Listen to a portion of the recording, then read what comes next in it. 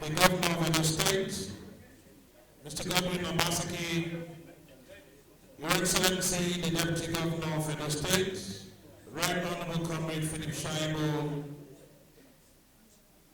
very distinguished Secretary to the State Government, Usaradeogi Esquire, of course, the former Deputy Governor of Edo State, a very distinguished Chief Mike Okedomen, the ES of Benin, representatives of the Oba of Benin, and all other stakeholders in this event, would like to welcome you to the maiden edition of the annual lecture series and scholarship awards with the theme Citizens Inclusion and Security Management, Edo State Model. This initiative was birthed by a man whom we're proud of, a man who is a son of the soul, Dr. Solomon Ehigiator Arase, who partnered with a few Edo citizens to ensure that security architecture that was set up earlier by His Excellency the Governor of Edo State is improved upon. Therefore, he deserves a round of applause.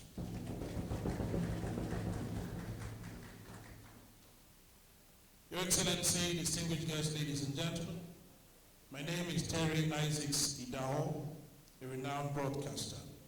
I think I also deserve a round of applause. Thank you. It will suffice to note here that Dr. Solomon Arase is not just a mean person, but rather very widely read, widely traveled, widely schooled.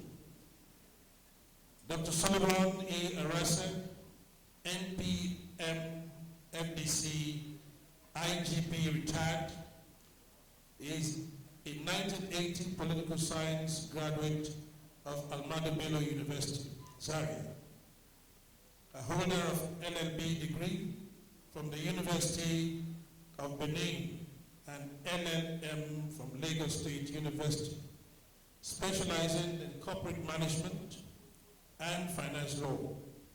He holds a master's degree in strategic studies from the University of Ibadan and a doctor of philosophy, PhD in public law from Andrews Ali University, Ekboma. He is a fellow of the Nigerian Defense College, a recipient of the National Police Medal, NPM, also a fellow of Chartered Institute of Arbitrators. He served as secretary to the Presidential Committee on Nigerian Police Reform in 2006 and was a member of the Nigerian Police Committee on review of the Nigerian Constitution and Police Act. Dr. Arase co-edited Policing Nigeria in the 21st Century and was the editor of Monograph on Criminal Investigation and National Security, Intelligence, and Community Partnership Approach. He was on the editorial board of Nigerian Police, the journal so far. His PhD thesis focused on law and prevention and detection of crimes by the police in Nigeria. During his service years, Dr. Arase served as a principal staff officer, PSO, to record 3 different inspectors general of police between 2002 and 2008, and was at the time the Commissioner of Police, Akwa Ibom State, where he developed a policing model and provided professional leadership that did not only restore police privacy, but proved potent in addressing challenges of kidnapping, armed robbery, and other highly organized crimes that were bedeviling the state at that time. As an Assistant Inspector General of Police, he served as the head of the Force Intelligence Bureau, where he undertook landmark reform and restructuring initiatives. He also succeeded in establishing a state-of-the-art technical intelligence platform which has today restored preeminence of the Bureau as the most strategic intelligence agency in the internal security architecture of the country, and also the Complaints Response Unit as an internal oversight platform for monitoring police accountability. I think it deserves a round of applause. Until his appointment as the 18th Indigenous Inspector General of Police on 22nd April 2015, Dr. Arase was the head of the Criminal Intelligence and Investigation Department of the Force. He retired from the service upon attaining the mandatory retirement age of 60 years on 21st June 2016, and has dedicated his pre-retirement undertakings to legal practice, security consultancy with organizations such as the Office of the National Security Advisor, the European Center for Electoral Support, the Human Rights Center at the University of Oslo, public speaking, research and other academic engagements. He is a member of the Committee on Prevention of Torture, Geneva, Switzerland, currently developing a universal protocol on investigative techniques.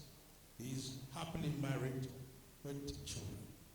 And the wife is here seated, deserves a round of applause. Ladies and gentlemen, Your Excellency, permit me to invite Dr. Solomon E. Arase, NPM, MDC, IGP retired, for his welcome address.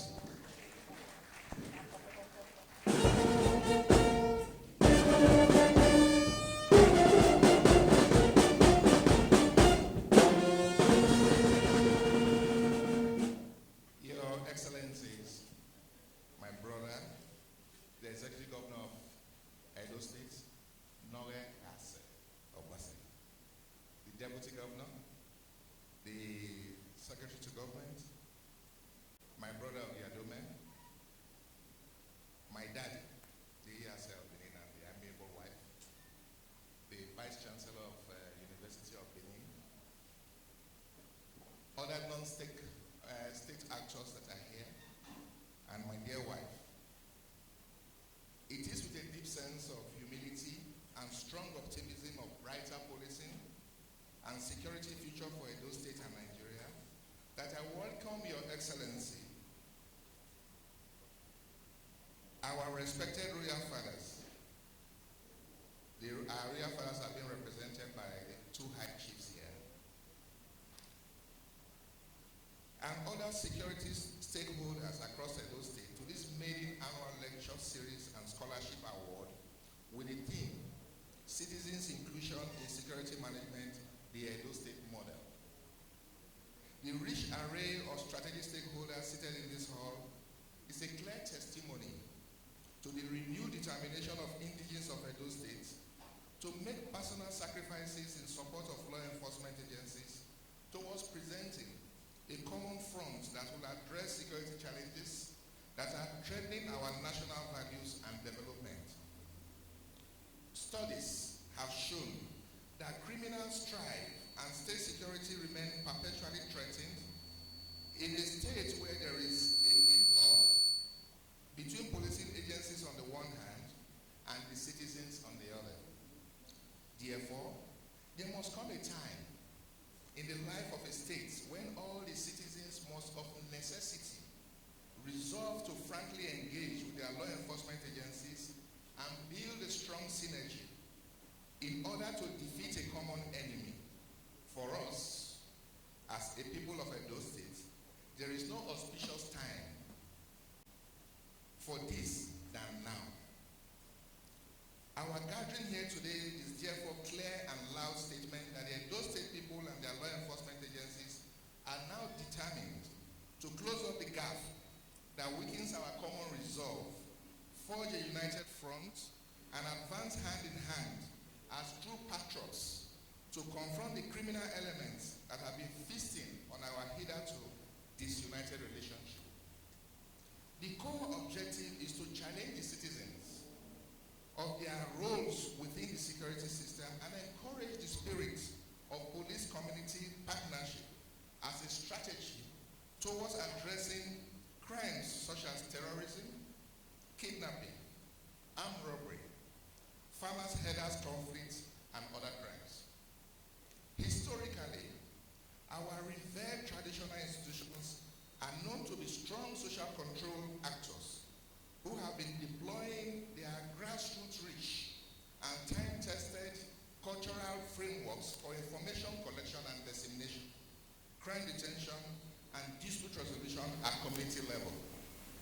The strong knowledge of history, culture, norms, and customary practices, as well as their reverence of their subjects, are vital assets that could be tapped into to engender community-driven policing and address local and national crime and security challenges. The citizen-driven internal security model, where youths with different components of the local community volunteer to complement the states by forming themselves into vigilante, hunters association, from attacks have proved very, very effective and potent. The strength of this group lies not in the sophistication of their firearms, training, or pecuniary benefits, but in their exemplary courage, passion for their communities, and advantage of full understanding of the topography of their community. I will leave the details of the beneficial model of citizen participation to the competent resource persons that we have assembled this morning. This security model has proven to be potent and effective. Sometimes last year, the AFAMI Amalgamated Forum invited me to deliver a paper, a keynote address on security model, how we are going to push back on the internal security challenges we're facing. I went to Auchi, and after delivering that lecture, within a space of about 5 months, the AFMI people, the socio-cultural group in AFMI, they came together as a group, pulled resources together, and today, the Oduma has become a potent, fight back, to internal security crisis in Nigeria. I think they deserve a round of applause.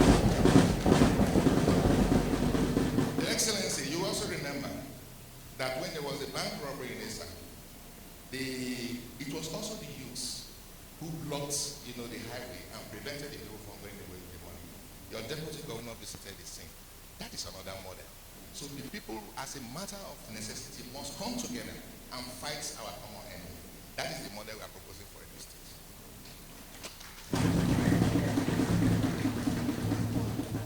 Let me commend our compatriots who have committed enormous resources to put together the donation of kits and accoutrements to assist the 7 local governments in Edo South Senatorial District, which will be donated today.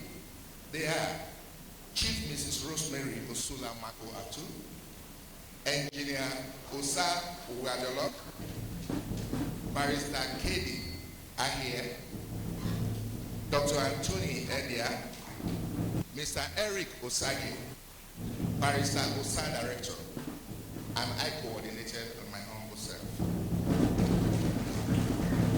Consequently, the following items will be donated by this committee of friends to the state government to help, deepen your internal security management. We have one Sienna vehicle. We have 500 motorcycles, 7 per local government. We have 1,400 customized t-shirts, and it will be 200 per local government. We have 1,400 customized face caps, 200 per local government. We also have whistles, we have raincoats, we have torchlights. These are just pioneering efforts, and that is why we are appealing to the people of Edo South that we have to make some sacrifices. The government cannot do it alone. The security forces cannot do it alone. If you ask for the numeric strength of the Nigerian police force, they cannot dominate the security space. There are a lot of ungoverned spaces we have in this country. They cannot do it alone. So as a strategy, we must be able to galvanize the elites, galvanize our youths. They must protect their homeland. Nobody is going to do that for them. That is the modern approach towards policing. So we'll continue to encourage them. We still need a lot of things to purchase. Walkie-talkies. We need cell phones. We need denim trousers for them. We are talking to some people outside the country, some Arase in the diaspora, to see how they can get these things that we donate it to them. Canvas, boots. And we also need to give the people who are doing this vigilante and this contacts some students. You know, the local government will arrange and they give them every month 20,000. That will further encourage them and take the men out of the streets. Let me advise the recipients of these kids and documents that they should be judiciously applied to the benefit of our communities and not deployed to personal use. So we don't want the motorcycles to become an Okada instead of patrolling our environment. Now let us talk about the scholarship. I will share with you how the whole vision of the scholarship started and why we are now bringing it to Edo South, the 7 local governments in the South. They say dreams can be intriguing. It is symbolic of a delicate connection or transition between imaginations, ideas and visions on the one hand, and reality on the other. You could dream beautiful dreams. But if the Almighty God did not perfect the transition process, such dreams remains at the level of fantasy. The dream to immortalize my beloved mother and advance her legacy started with my incorporation of the Ehigiator Foundation.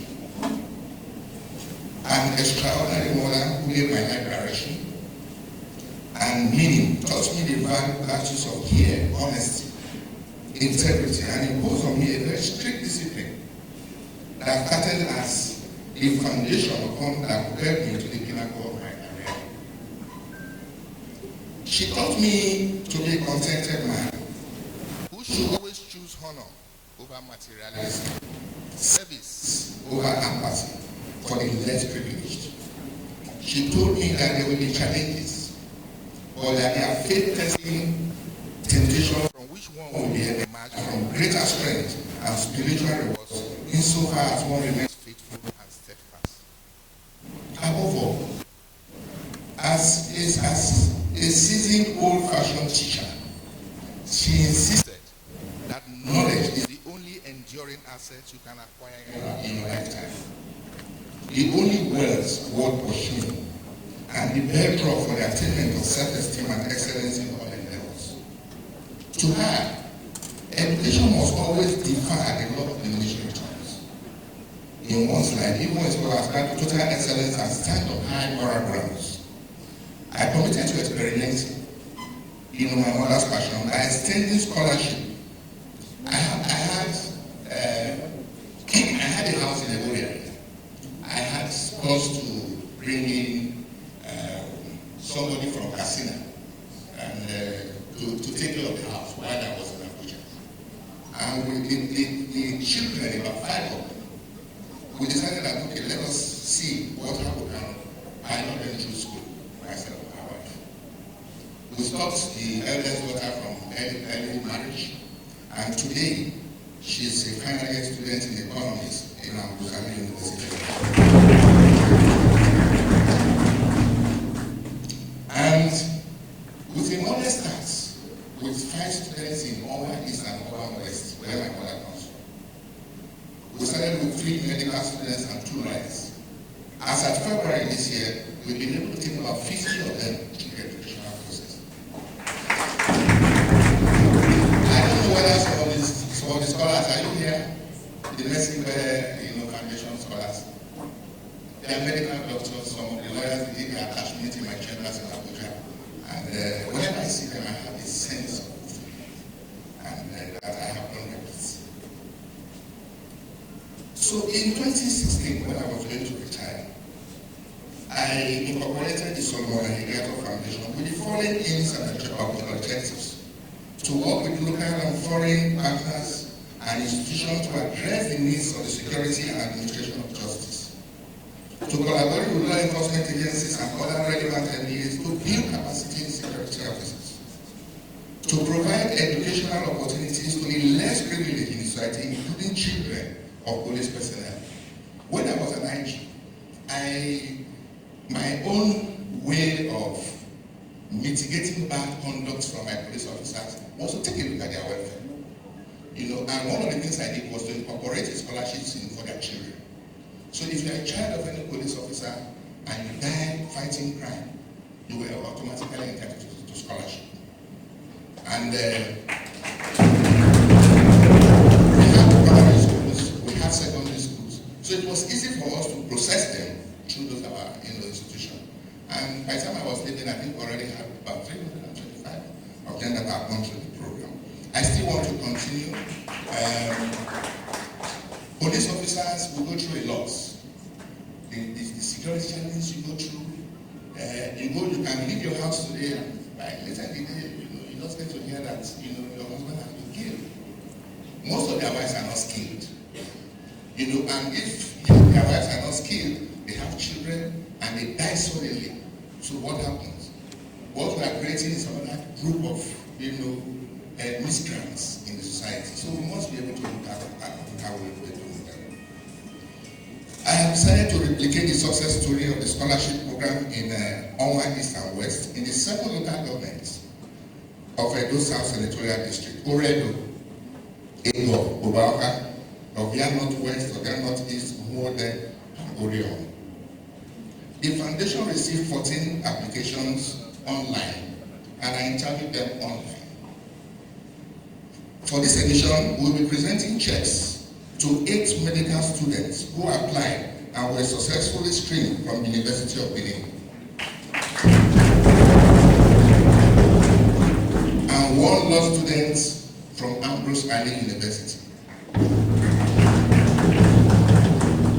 The scholarship is worth 100,000 per beneficiary through duration of their studies in the university to defray their tuition fees. The purpose of the scholarship is empowering the youths who are intellectually gifted and academically inclined, but who may be financially handicapped as they struggle to achieve greatness. It is also to promote academic excellence and prepare the scholars as role models to the youths and society at large.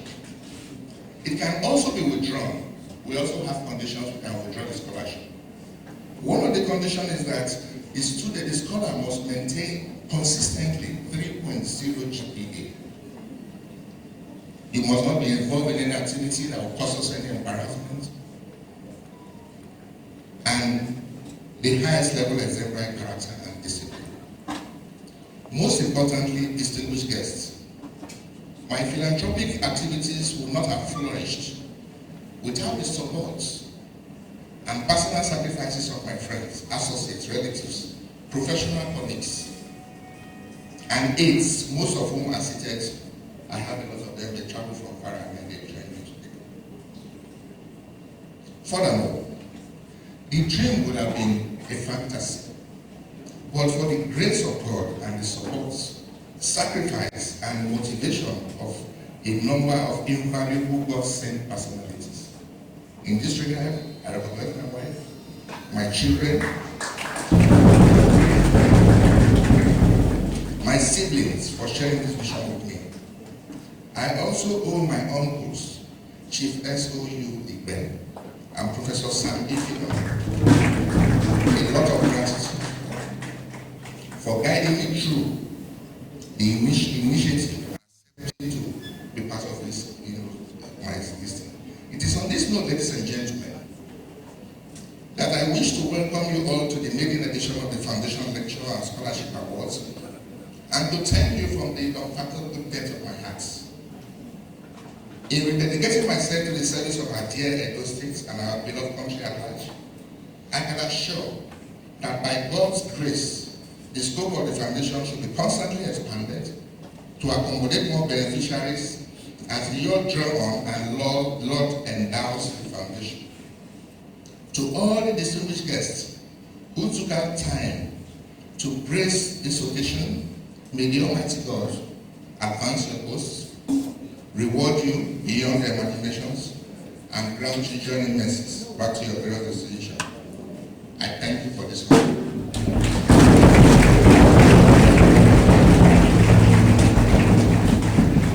It deserves a big round of applause.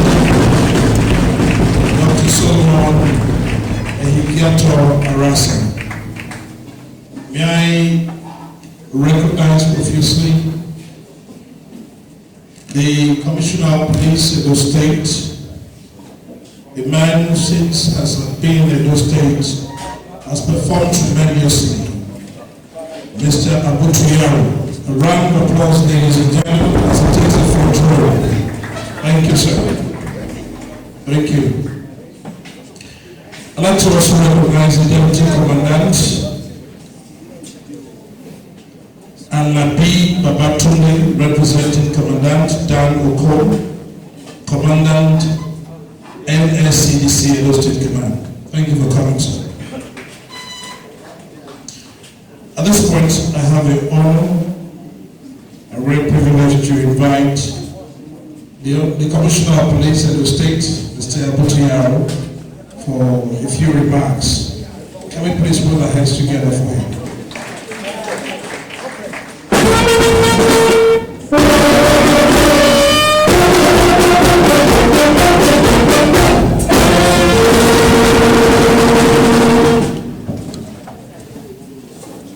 The Executive Governor of Edo State, the Deputy Governor of Edo State, the Inspector General of Police, retired, members of the Traditional Council here present, invited guests, senior police officers, ladies and gentlemen, it is gratifying to know that this epoch-making ceremony was anchored and powered by a father figure, author, and philanthropist, and a seasoned police officer, Dr. Solomon Arase.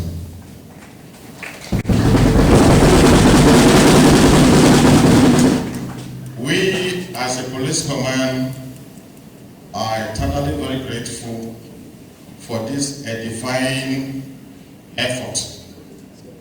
The demonstration of philanthropy by the retired IG and his friends and his family is an attestation that Edo comes first in his mind and in his person.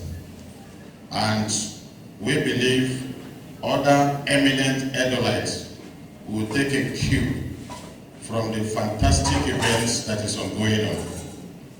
It is a matter of common knowledge as we speak that indigenes of Edo North, as the IG said earlier, has already in place a formidable communities policing project that is well funded, well provided in terms of logistics, and is actually fighting crime and criminality in the best form of it. We equally believe that Edo South plays a more prominent role in the architecture of our state and in the national configuration of Nigeria too. Therefore, that the retired IG has replicated this model today is very gratifying. And we, as Edo State Police Command, are eternally grateful to him for this project. And we believe that in furtherance of our security architecture of Edo State, which our governor has designed long time ago, the present context is designed to deepen it. And we believe as we go ahead, Edo continue to improve security-wise, and the transformation of this architecture will deliver the mandate for which we are here. My message on this occasion is to equally emphasize that persons and individuals whose objective is to reverse the trend of security gains of the moment will not be allowed to have their way. As a police organization supported by our fathers and godfathers here, we will fight criminality to the highest level. We will take the war to their den. We are not going to be reactive, we are going to be proactive. And as we go along with your support, as demonstrated by our father, our boss, Dr. Solomon Arase, IGP retired, we will not disappoint. To the Executive Governor, I want to commend you for what you have put in place, for the security architecture you have designed for us, and for which we are determined to deepen and turn around the narratives. With God on our side, with the ancestors of the land too guiding us, certainly the sky is our limit. I want to thank the organizers of this event and the donor and our IG, whose birthday is today too, that we wish him well. I'm very proud to be associated with you, and your simple effort has really emboldened us to believe ourselves that yes, the police can do it, and yes, it is pride to be a police officer. Sir Solomon Arase, we are proud of you, and may you live long, sir. Thank you, sir.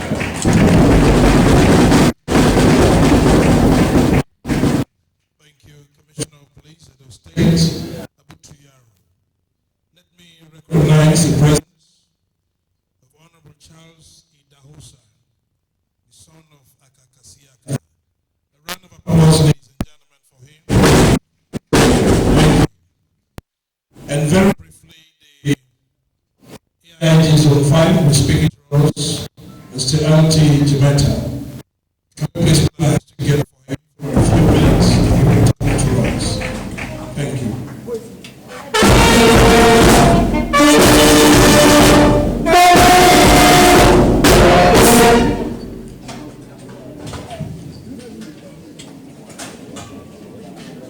Your Excellency, the Executive Governor of Edo State, the Deputy, my friend, my brother, comrade,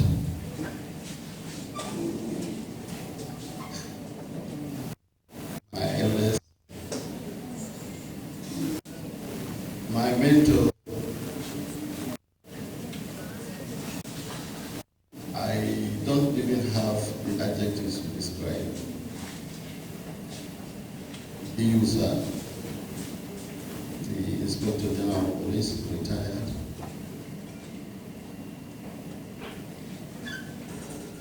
It is, in fact, very solemn for me. In fact, I am becoming emotional right from when the former IGP started his speech. Those of us that have been with him all through his years, we know his struggles, we know his desires, we also know the efforts he has put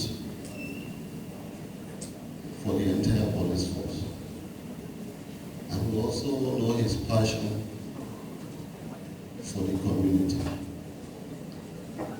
First in Edo, but those of us that lived with him in Lagos.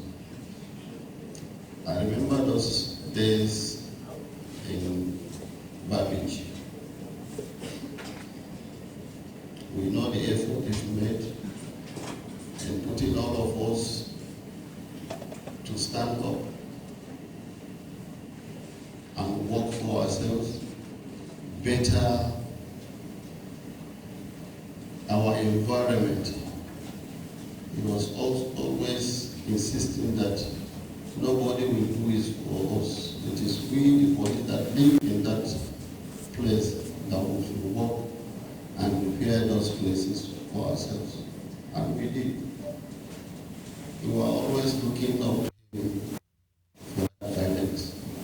So we are not surprised that he has come up with this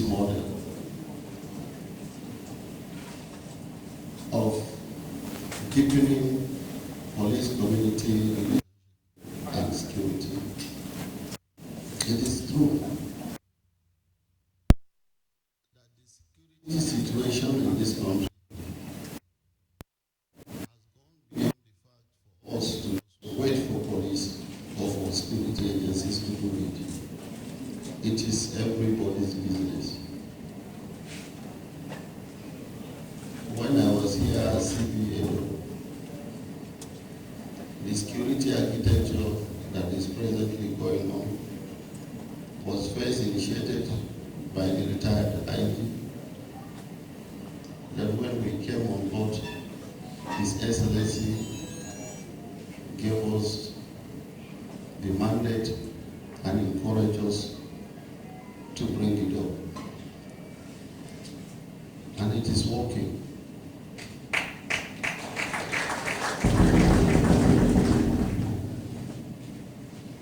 What we as citizens should do is to try as much as possible to work harder, to work with ourselves.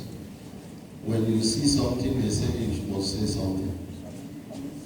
It is the society that will fight for themselves, that will encourage the security agencies to bring help. So it is my prayer, sir, that this noble idea will go beyond here, beyond Edo State, and I pray that it becomes a model for the whole country.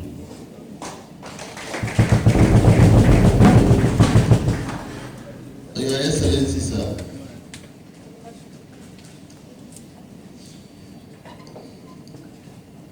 we in the security, we are eternally grateful to you for the support you are giving us. We are going to work hard, as always, to see that your dreams does not go in vain. Finally, sir, my mentor, Sir, for me personally, I'm very grateful to you. I remember when my uncle, the late IG,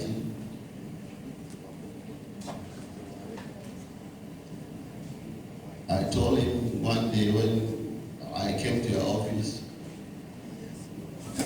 I brought a draft, he looked at it and said, "Are you sure this thing is right?" I said, "Yes, sir." "You read it?" He said, "I told you it is not right. Go and change it." I was afraid to come back.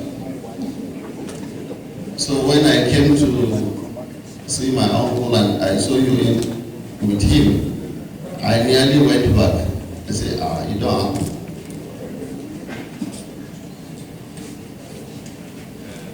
I know, and some of us here also must have gone through that. It is only later that we found that we got to know that it is your way of teaching us how to be perfect.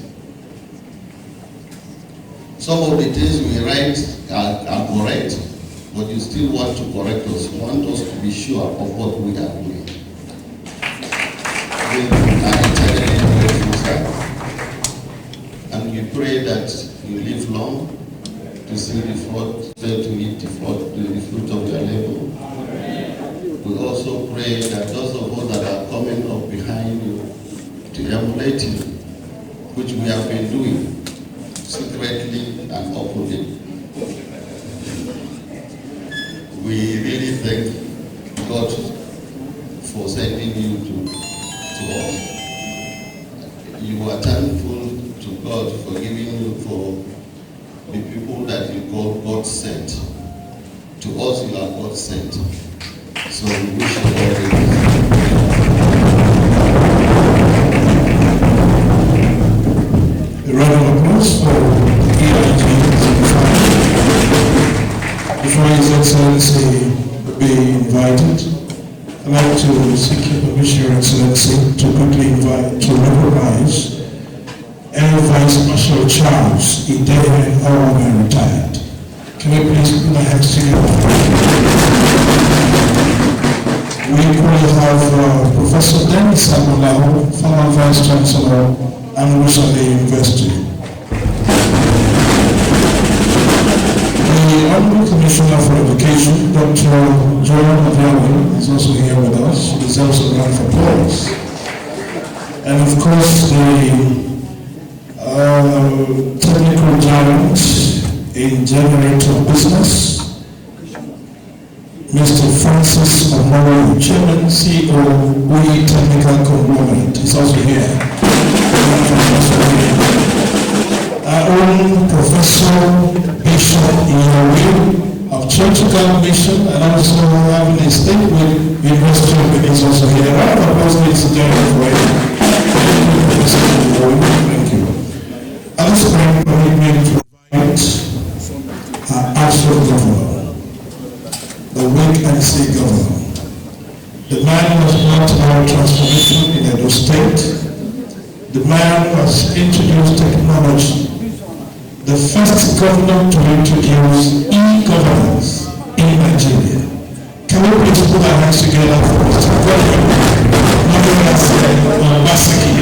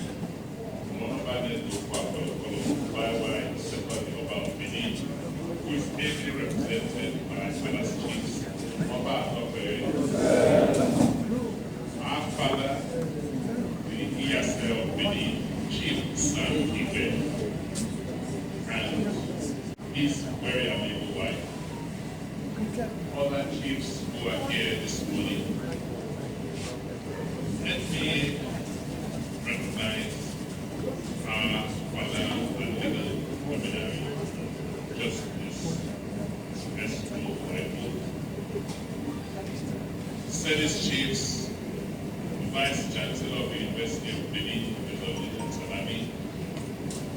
I see in the front row so many eminent persons, scholars, leaders, religious leaders, community leaders, civil society members.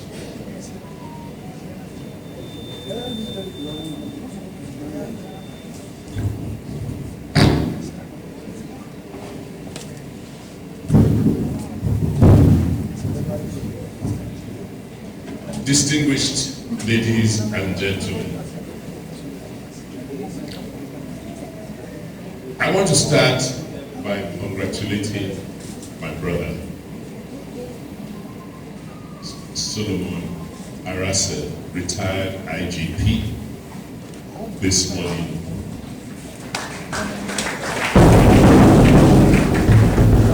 Not just for achieving another milestone in terms of your age,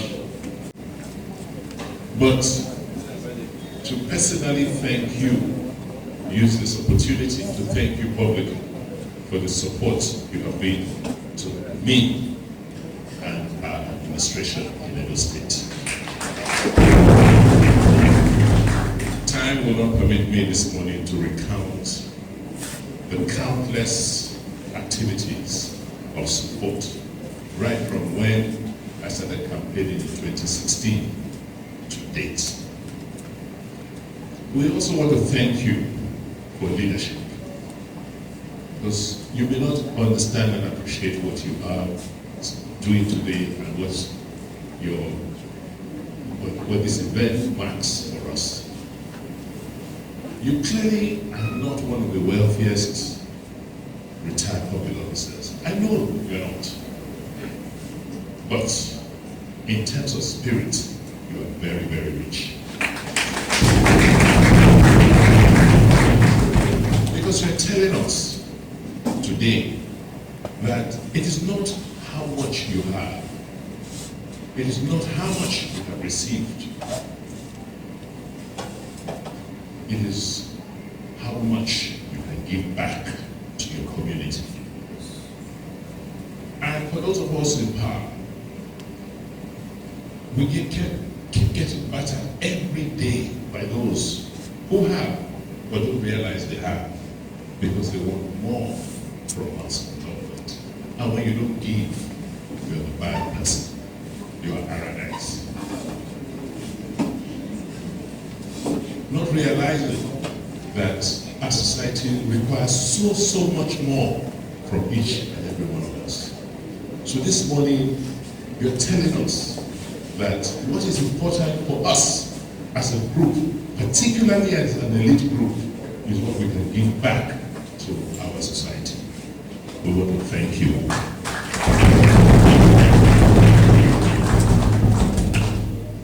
Everybody knows, I'm just reading through your resume, that I don't think our country has produced any policeman, any cop, a cop with the quality of experience and intelligence which you have.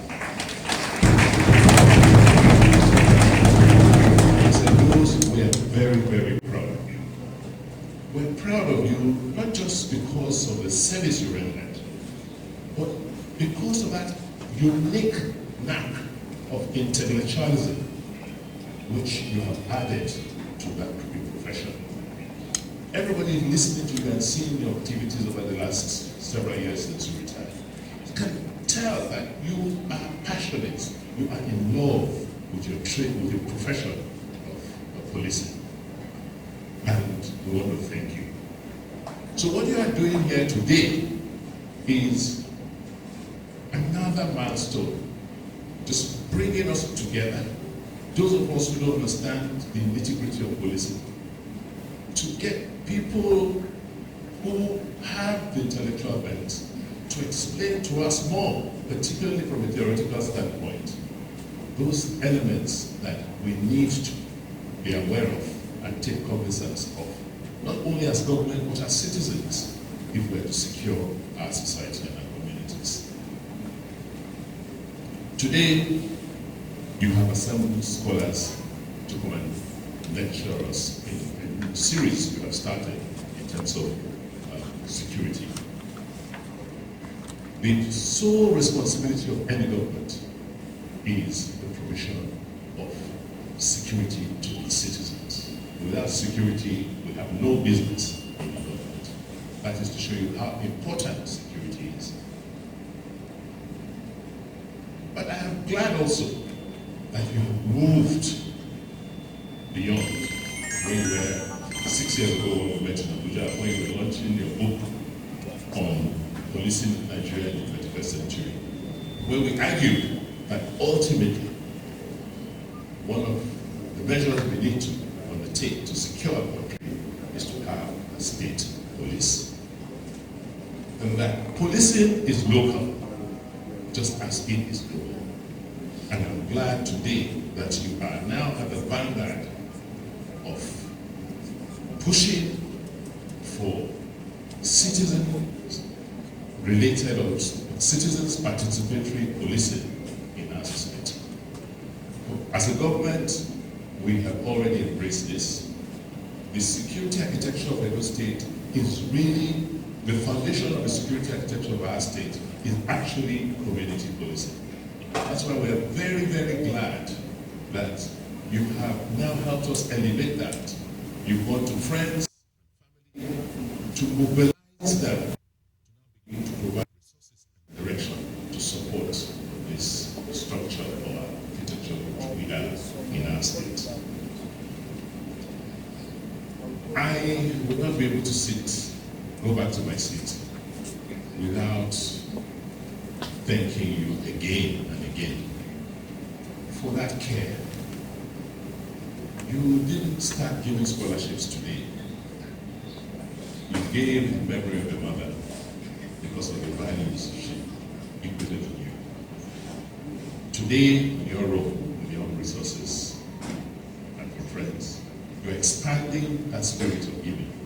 You're giving scholarships to those you don't have a relationship with, those you don't know.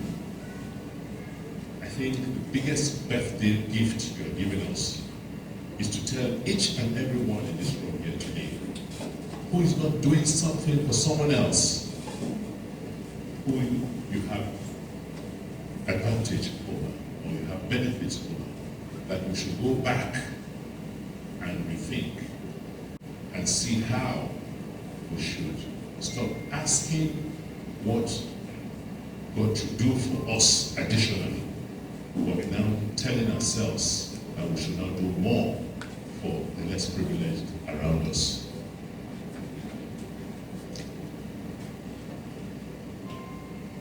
I won't want to take time. If we're going to talk about you, I'll take all the time for the lecture this morning. I want to round up by assuring you that as a government, we listen, and we listen very, very attentively. And our doors are open. We are not claiming that we know it all. We haven't even done a fraction of what we are expected to. And we'll be relying on you to continue to be that pillar of support to us, which you have always been. I want to wish you a very, very happy birthday, and ask everyone in the hall to just rise and help me sing a birthday song while he's seated to our brother.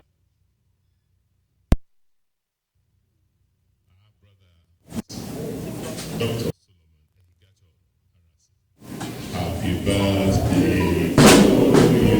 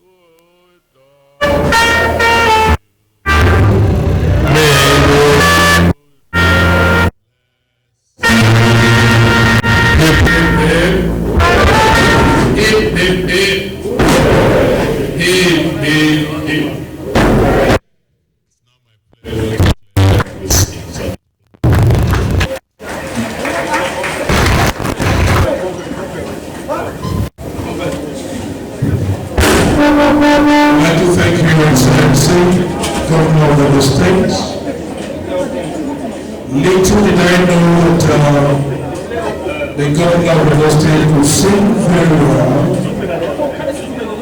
I think we need to put our hands together for the governor for singing that song very well. Thank you.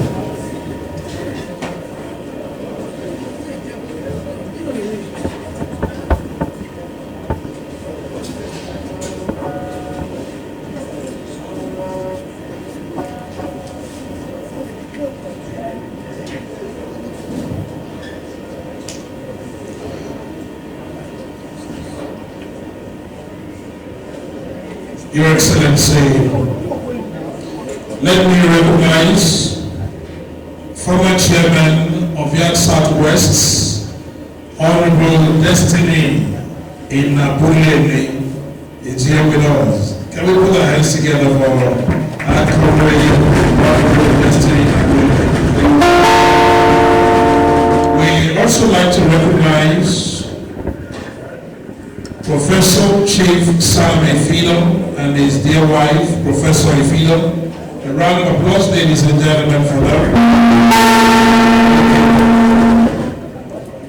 Before the technical section, we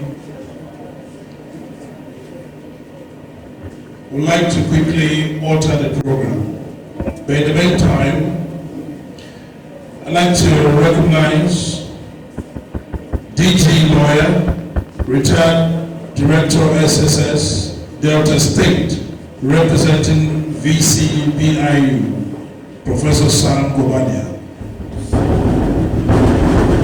His Excellency will be going with the representatives of His Majesty the Oba of Benin, the Father of the Day, the EAS of Benin, and perhaps the dignitaries in the front row. We have the Vice Chancellor, University of Benin, in that row, and a few other dignitaries to join His Excellency to quickly unveil the motorcycles, and we come back immediately for the technical session. Thank you. Please, not everyone, only those in the front row. Thank you. The program is starting now.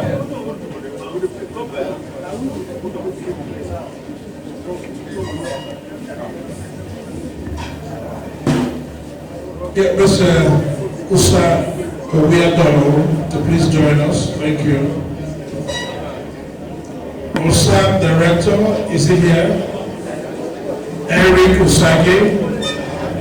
Orubusa is here. Wonderful, great people. Please, as soon as we unveil, we return to the hall for the technical section and lectures. Thank you.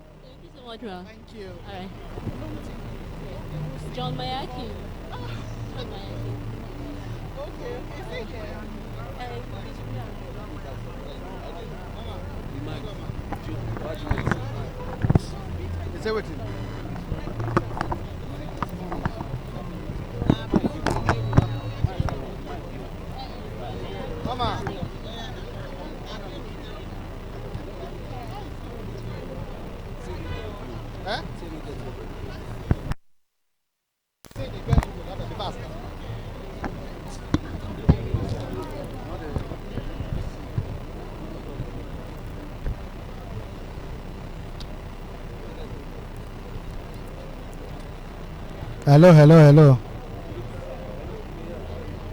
Hello, hello, hello. Hello? Hello? Hello? Hello, hello. Go and do the other camera. They don't enter inside. Hello, hello, hello.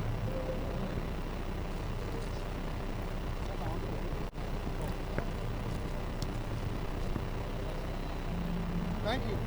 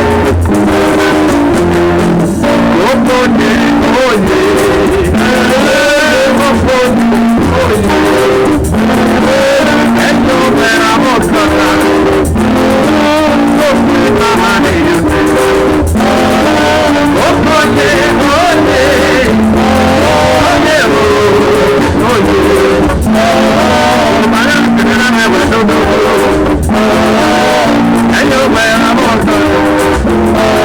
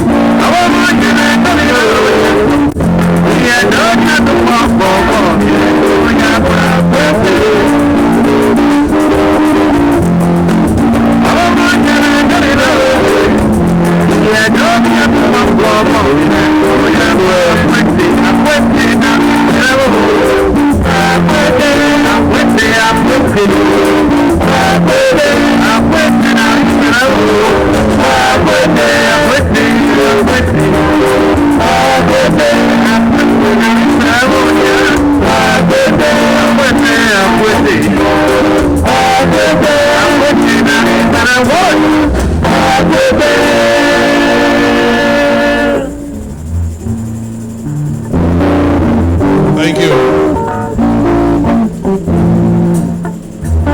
I'd like to welcome you to the second section, which of course is not going to take a long time.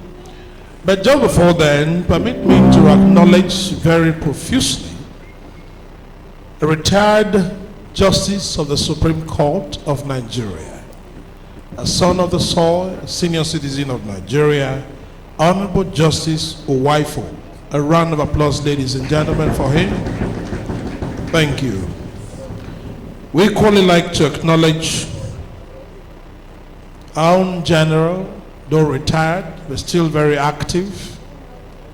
He's a man of the people we're proud of. General Charles Omorigi, retired. A round of applause, ladies and gentlemen. Please, can you come to the front row? Thank you. I want to recognize a renowned obstetrics and gynecologist, all the way from the University of Benin Teaching Hospital, many years standing in the profession, and also I believe he's a member of Edo Club, or the president, member of Edo Club, Professor Alfred Ehigiator. Can we put our hands together for our dear professor? The former Provost College of Education is also here, Professor Ohuangu. Can we put our hands together for him too? Professor Ohuangu came after Professor Laho, and he did so well while he was the provost. I also want to recognize the former legislative leader, otherwise known as Speaker, the legislative arm of Ohuonde Local Government Council, Honorable Douglas Eki Daho. He deserves a round of applause. All members of Edo Club that are here, I understand that Dr. Solomon Arase is also a member. They deserve a round of applause. Let's put our hands together for members of Edo Club. Thank you. At this point, permit me to invite the keynote speaker for today. He's a man of many parts and has an intimidating CV. Well, time may not allow us to go through the CV or the biography of this man. However, we will just look at a few things about him. May I invite Professor A.D. Badaiki, Senior Advocate of Nigeria, to please step forward as we put our hands together for him. Professor Afesimen Dominic Badaiki is a professor of law and Senior Advocate of Nigeria, SAN. He attended University of Jos, Bender State University, University of Lagos, Nigerian Law School, and Institute of Leadership, Hawaii, United States of America. He holds a PhD degree in law as well as LLB, 2 LLM degrees, Bachelor of Arts degree in history and postgraduate diploma in business management. He is a solicitor and advocate of the Supreme Court of Nigeria and a notary public for Nigeria. The learned professor and senior advocate of Nigeria, a legal practitioner and member of the Nigerian Bar Association, Nigerian African Bar Association, International Bar Association, and Nigerian Association of Law Teachers, had in 2007 served as a member committee that vetted draft laws of Edo State. He was in 2019 a member of the committee for the review of the criminal code law and the administration of criminal justice law of Edo State. Professor Badaiki is currently of the Faculty of Law, Ambrose Ali University, Ekpoman, a legal practitioner, Hello, security consultant, task consultant, Hello, I'm on the mic. I'm arbitrator, outside. and member of the panel Outside, is it of working? Is the mic working? neutrals in Edo State Multi-Door Hello, Court I'm House. outside and I'm He was a lecturer, State University, Lagos, or Lagos State University, Lagos, Dean of the Faculty of Law, 2002 to 2008, and Dean of the School of Postgraduate Studies, Ambrose Ali University, Edo State. Member of the Governing Council of the same university, a member of the Nigerian Council of Legal Education in 2002 to 2008. He is a visiting fellow at the International Policy Forum, an international legal platform in New York and Washington, D.C., respectively. He is a fellow of the Nigerian Institute of Chartered Arbitrators, Chartered Institute of Taxation of Nigeria, an Institute of Management Consultant. Is also a member of Nigerian Institute of Management and Institute of Marketing of Nigeria. Is a member of the boards of trustees of many organizations, including Board of Trustees of Freedom of Information Advocates Networks. He is the current president of Society of International Humanitarian Law Teachers. He has received many awards, including the Nigerian Association of Law Teachers, Meritorious Service Award 2015, Vice Chancellor Award, the recognition of loyalty, hard work, and dedication to duty 2004, and a Championship Merit Award in recognition of contribution towards the eradication of courtesan and social vices. He is happily married with children. Very distinguished guests, ladies and gentlemen, I present to you Professor Afesimi Dominic Badaiki, PhD, SAN, as the lead presenter of the lectures.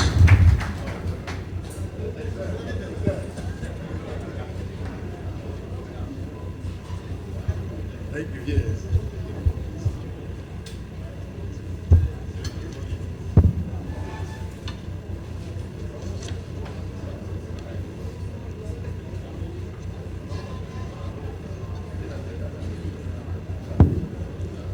Your Excellency, the Governor of Edo State, please permit me to observe all other protocol because of time. And in view of the fact that, we are teachers, and as teachers, we like to go straight to the point. We are not politicians. We are just out to do what we are supposed to do. Having said that, the topic at hand is citizens' inclusion in security management, Edo State model. The title of the topic itself raises some controversies. There is a controversy whether or not the title itself is not a misnomer. There are three views on the question whether there is anything like Edo State security management or model in security management. The first group or thinkers is of the view that Edo State security management approach, perhaps they argue cynically, does not exist, that there's nothing like that. These commentators are those who are of the view that the title itself is a misnomer, that if there is no model of managing security in Edo State, then you cannot be talking of Edo State model. But that is a second view. And that view maintains that there is indeed Edo State model. The third opinion is that of the optimist who postulate that whether or not there is a Edo State model, there is a Edo State security management system that can be improved upon and will transform into a true Edo State model. And I belong to this group. I don't belong to the antagonists of the system. I do not also belong to those who are protagonists of the system. I belong to the optimistic group. I am an optimist that even if there is no model, there is something on ground that can be improved upon. And it is in view of this that I see this occasion as very apt, and indeed I see the contribution of Dr. Solomon Arase and his foundation in that from that perspective, that there is something that can be improved upon, and that is why we are here. And the foundation, I assume, expects all of us who are stakeholders to brace up and ensure that we contribute to the security architecture of the state so that there can be a true Edo State model. Now, having said that, the other point that I will quickly like to make is that there is no country without security challenges. There is no country, right from the time of creation, there has always been security problems. Our own is not in any way different. However, our own security challenges have become extraordinary. Why is it so? There are so many reasons. People talk of the deep root causes of insecurity in Nigeria. They look at the deep root causes of insecurity in Nigeria. And I've tried to look at all of them. There are so many theoretical formulations about why we have an extraordinary security challenge in this country. Some talk of remote causes, some talk of immediate causes. We have a long list of immediate and remote causes of insecurity in Nigeria.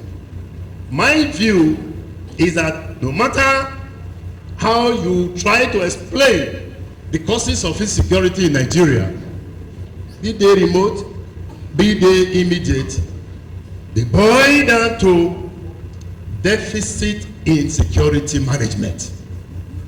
All of them boil down to deficit security management. Why do I say so? I say so because what is security? Security has assumed an enlarged meaning these days. Originally, people saw security as meaning threat to internal and external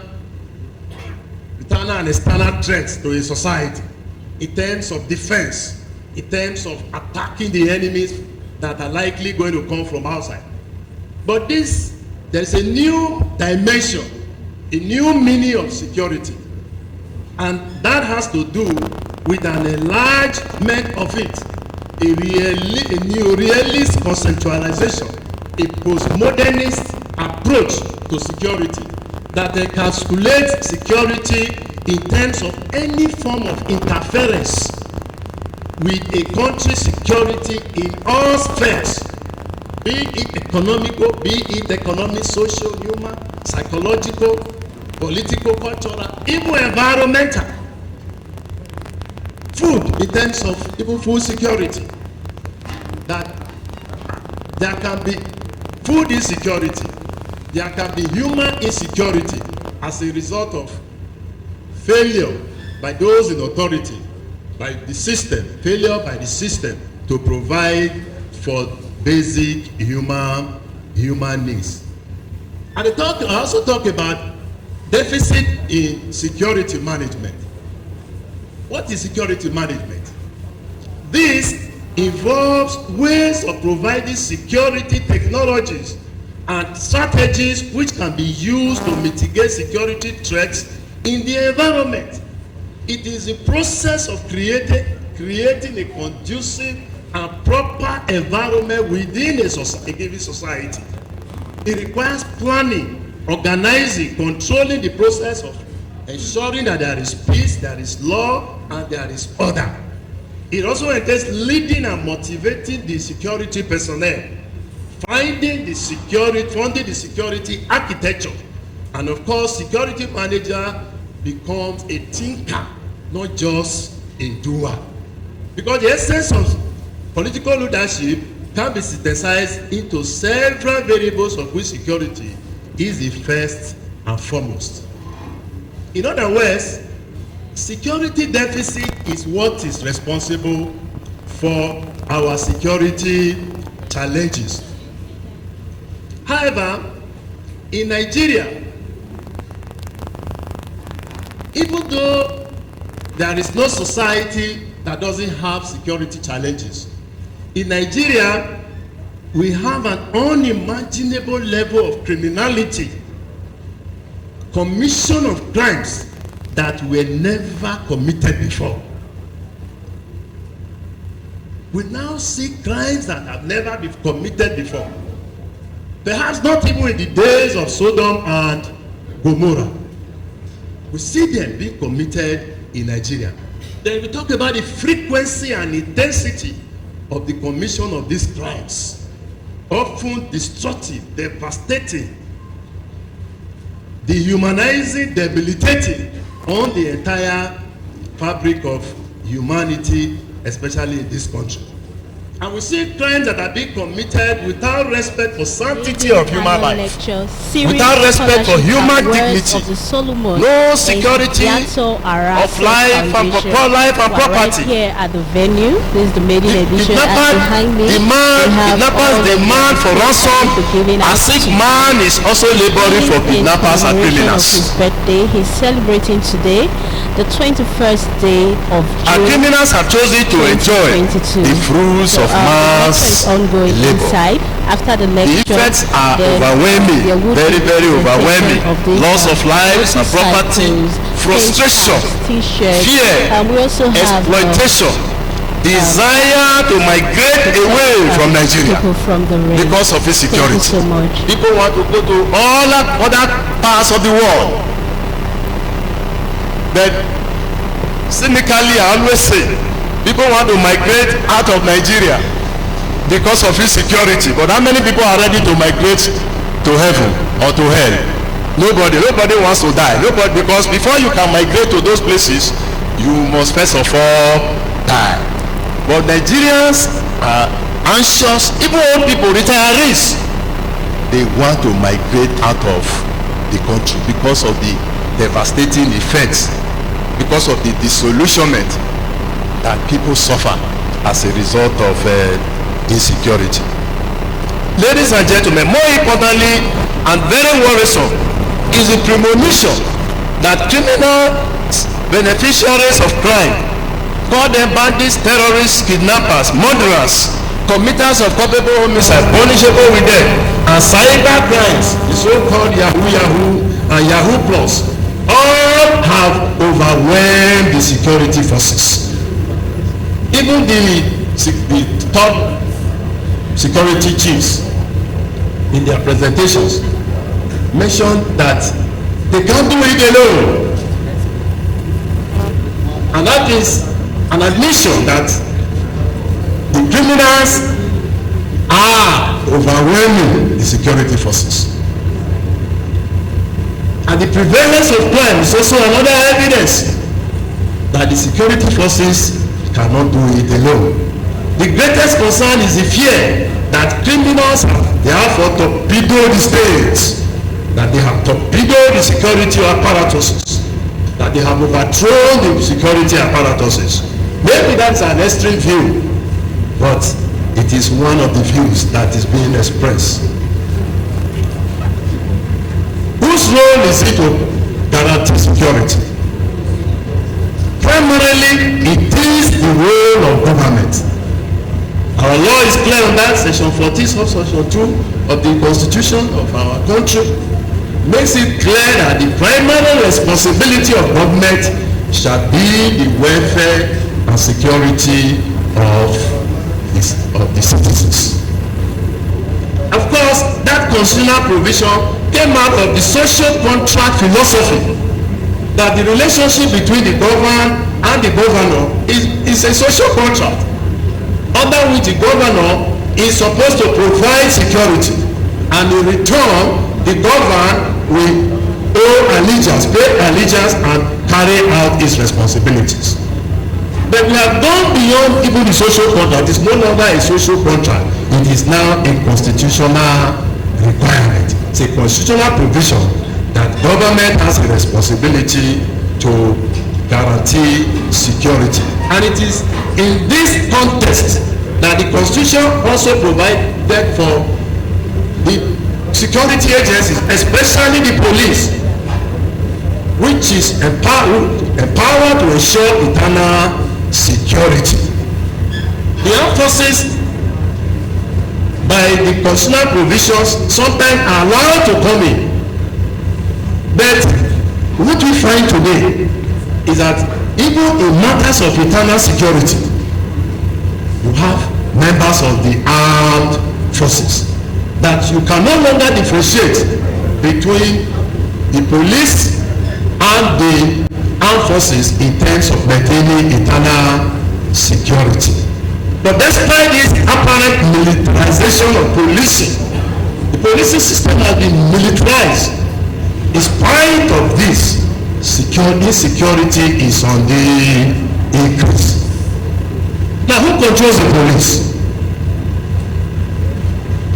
Our governor, His Excellency, the Executive Governor of our state, in his speech, mentioned state police. I will come to that later, that there is a need to have state police. I remember very well when I was at the occasion where he referred to, when Dr. Arase, his thesis, argued against state police. But I agree with the governor that Dr. Arase has changed his position.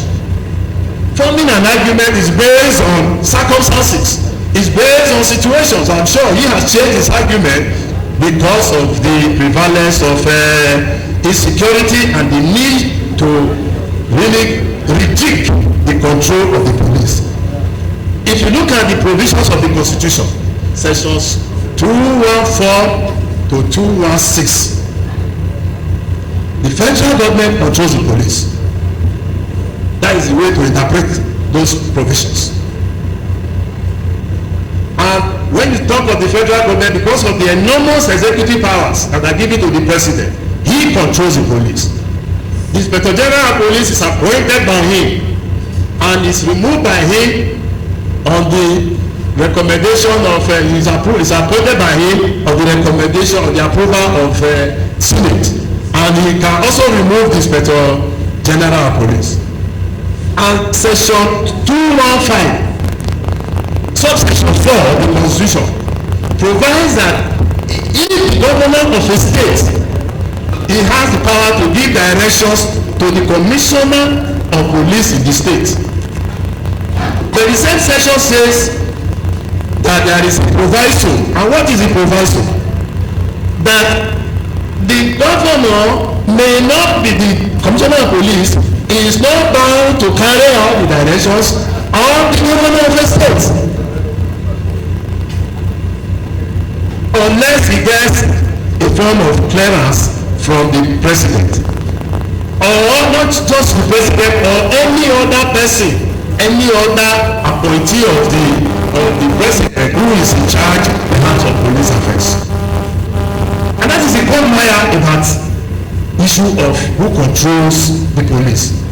Theoretically, it is possible for the governor to control the police, but in practice and in terms of the kind of politics we play, do governors really control the police? The police, they are here. Maybe when we come to discussing, they can tell us whether the governor actually controls the police. But my view is that to some extent, because the constitution provides that the governor can give directions, but to the other extent, the police can refuse to obey the governor if the president or somebody appointed by him in charge of police says no, don't obey him. And of course, under our system, we should always know that a lot of things, politics, can always influence who controls the police. This is a very serious problem. And police is in the exclusive legislative list. Police and other security forces, they are in the exclusive legislative list. So strictly speaking, by consumer interpretation, the state cannot legislate the police and the security forces because it's outside the purview of the state house of assembly.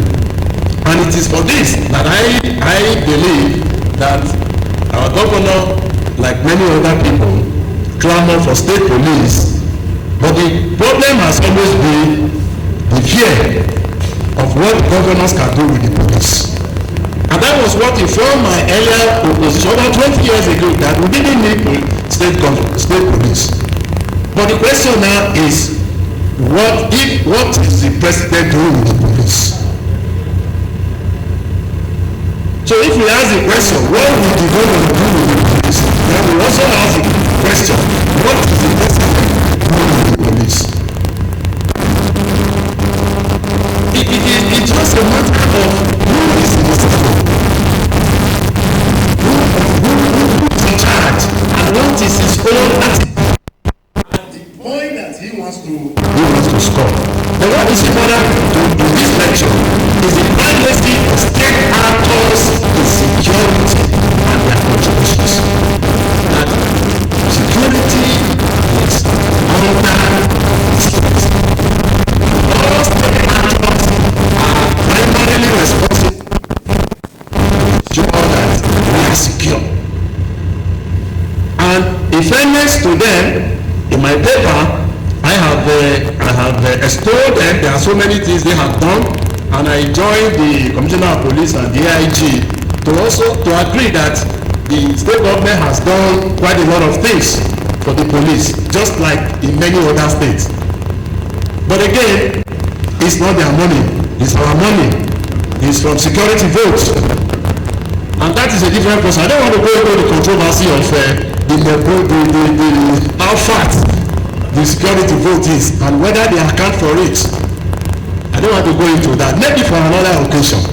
But for this occasion, what we are saying is that the state actors are doing well. They give money, they give equipment, they do all sorts of things in the interest of security. I come to talk about it. We have survived in our own way, in view of the fact that the state actors have done quite a lot of this. We don't have time. I've enumerated it in the details of my papers, but my view is that they have done quite a lot of things. They may not have done enough, because if they had done enough, perhaps we would not be in this kind of state of insecurity. But they have done much, and we need to acknowledge what they have done. Now, to the question of inclusion, responsibilities of citizens. This is where I have said that the significance of this occasion and this lecture is to bring to the fore the responsibilities of the citizens. It's very easy to criticize government that they are not doing well, state actors, that they are the ones responsible. They may be, but we are also responsible as citizens. First, let's realize, and in accordance with the law provided by the Constitution, that citizens have responsibilities to assist.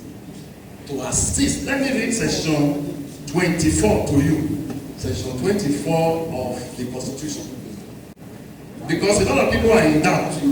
It reads that it shall be the duty of every citizen to deal, particularly subsections B and E says, make positive and useful contribution to the advancement, progress, and well-being of the community where he resides.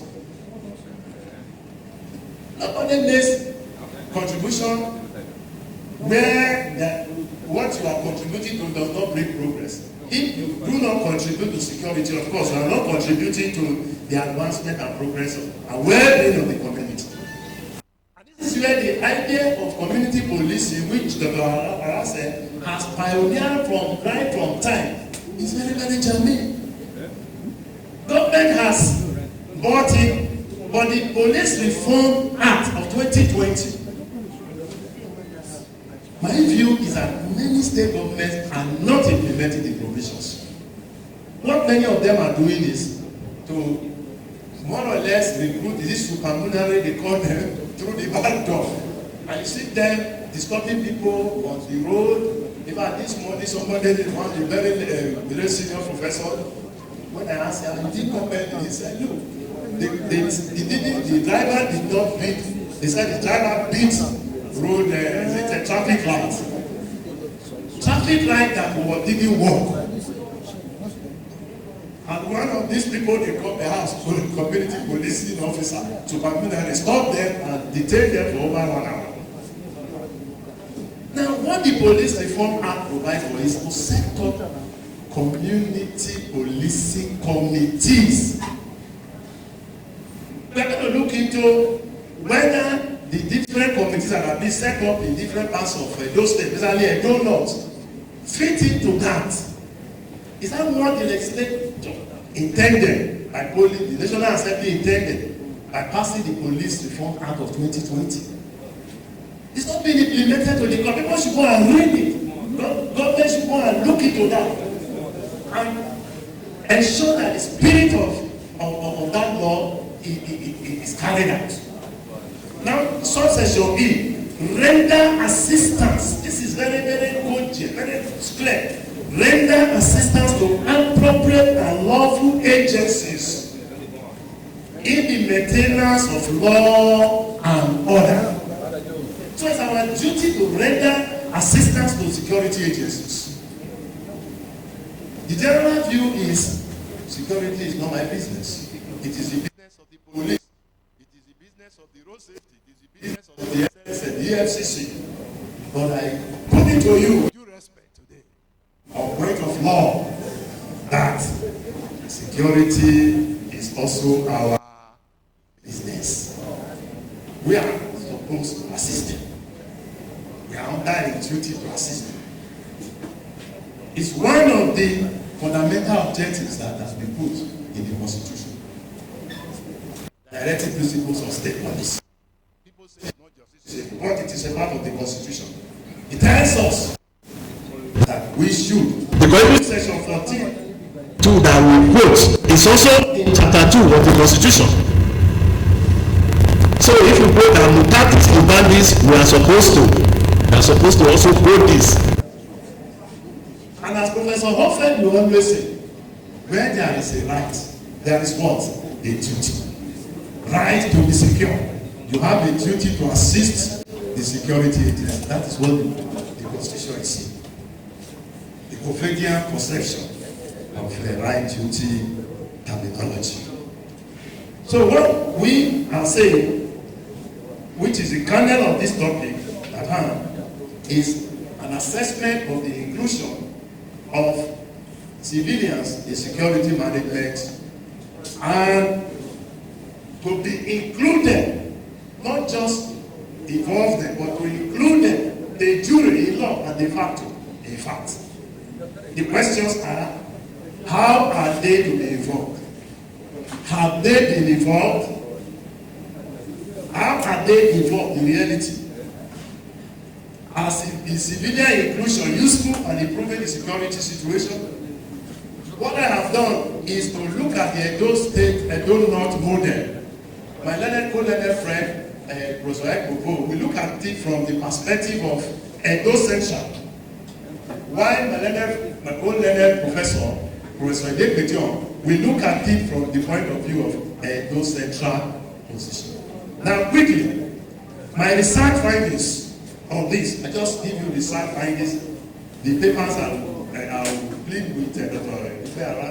Arase to make it available, send a copy to him. I'm sure he is going to bring them as part of the series of lectures. First, that before, during and after colonial rule, civilians were included in security management.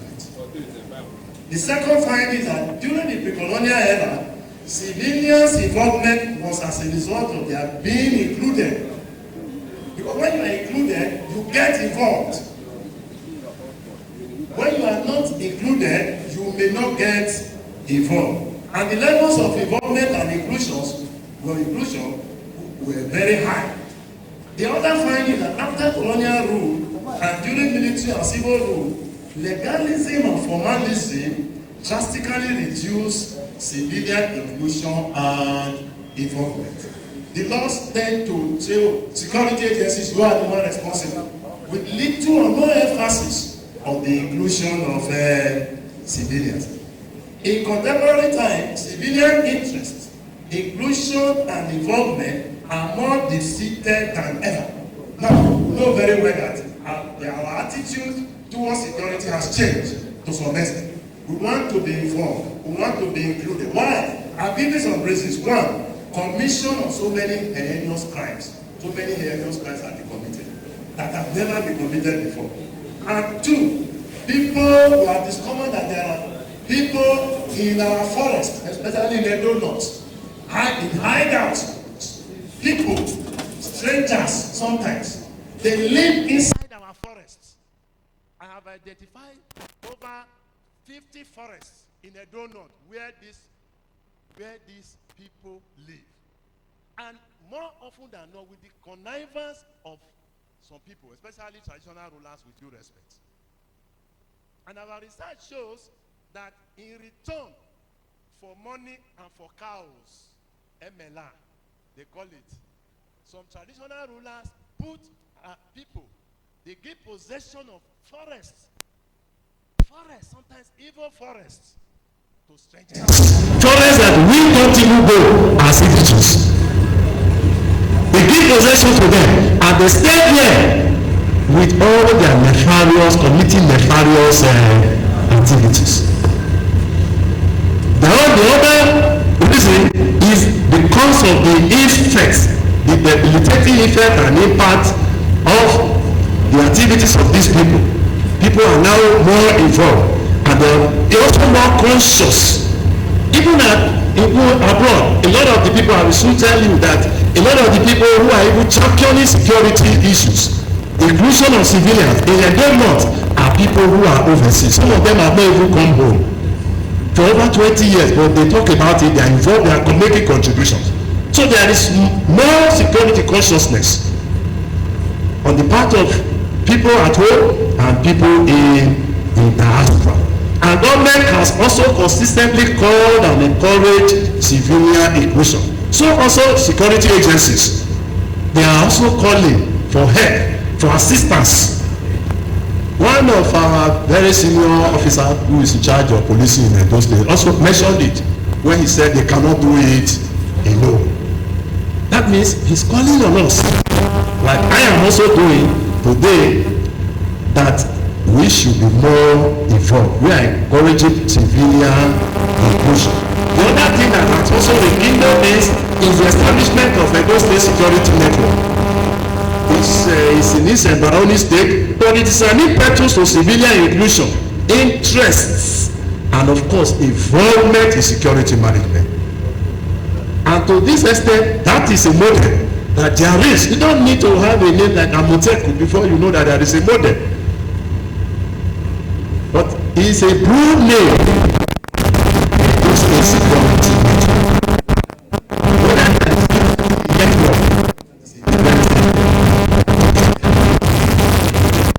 so a lot of civilians are training.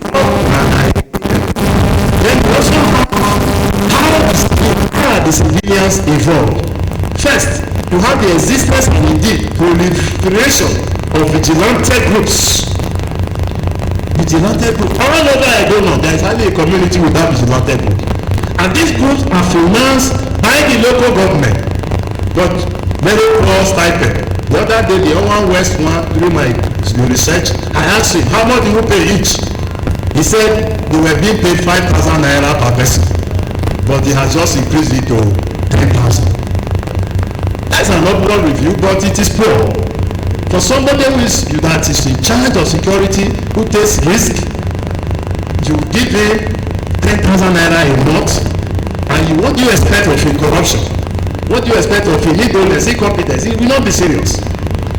So that is an area that the local government and all those concerned should look into. Of course, different communities, the CDAs, are also helping to finance. And in my paper, I have brought out the classical example of Oakmiller community. Oakmiller community has a community development association, and one of the things they have done practically is to set up a vigilante group. And they are doing well, they are doing their best, and they are making a lot of impact. They had 4 healers vans originally, but recently Bua company gave them 10 additional healers vans, brand new, and that has boosted them.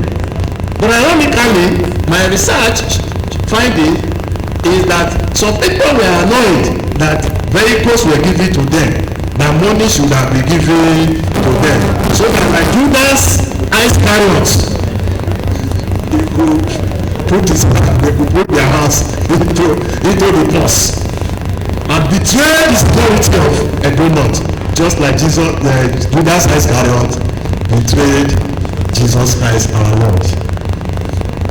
Now, a more important point is the emergence of new civilian security outfits in the donuts.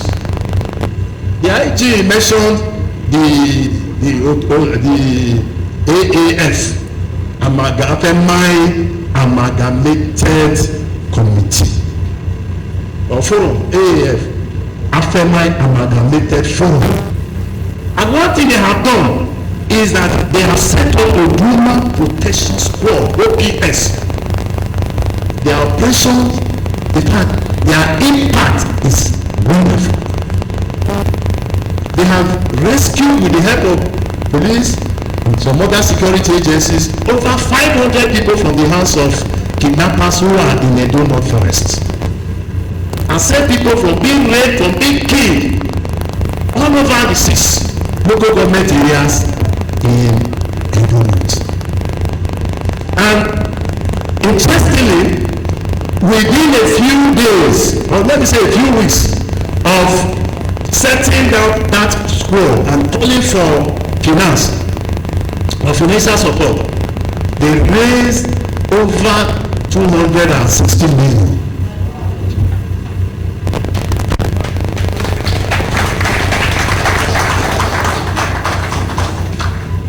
It's wonderful, it's marvelous. Some of people are here, I can see them. I don't want to mention the names of the contributors for security reasons. But it's marvelous. They have done exploits and successes within a short span of existence, of their existence. They've rescued people all over, and they have trained and developed people and vigilantes and hunters on information gathering and management, field combating, problem solving attitude, PSA, technicality of security systems, observation and monitoring, and even risk management.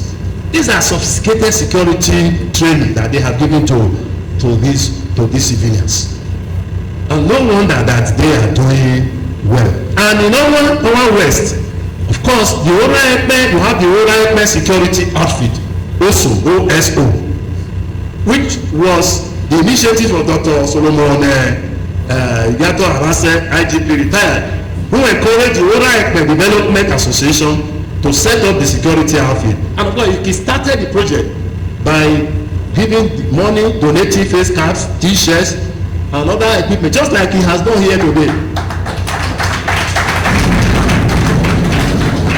And so far, 60 persons out of 150 have been recruited. 60 out of 150. And any moment from now, there will be a formal launch so that the community will be aware of its existence, so that when they see them, they will not think that some strange people have taken over the security of Ora and Owa West. And I from my interview with the members of that association, they have written to the Commissioner of Police that they should come and screen, that the police should come and screen the 60 people that have been recruited, so that also does not end up having miscreants and people with criminal records if you treat it. And this is very important, because this is one of the problems we have with this proliferation of security outfits. And I hope that the commissioner will judiciously and expeditiously grant that application, so that there can be an improvement. Then in Akoko Edo, incidentally, what Dr. Bagudu is the chairman of the Akoko Edo Security Network Committee. He is based in Maryland, in the US. I coordinate everything, including even a recent meeting that was held by traditional rulers and other stakeholders in Igara, where they approved the existing vigilante system and voted some good money to that system. In other words, it's not only people at home, but people even outside.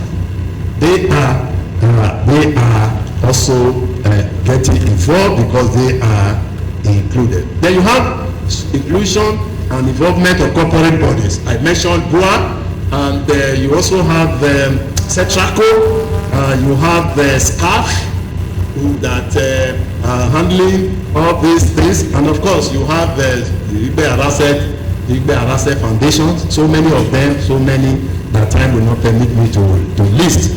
Then you have faith-based organizations, the churches and the mosques. Sometimes we think that it is only things of heaven that concern faith-based organizations. No! Security is very important. Without security, you cannot worship God.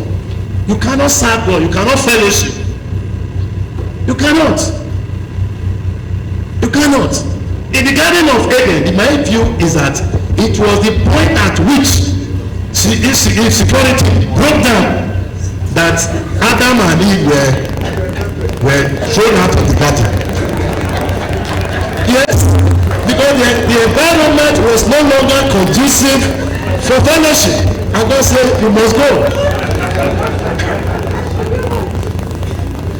So you need security. The one example, in fairness to churches in particular, and even mosques, they have ushers. They have ushers. But those ushers, are they trained? Are they vigilant? Do they have the security wherewithal?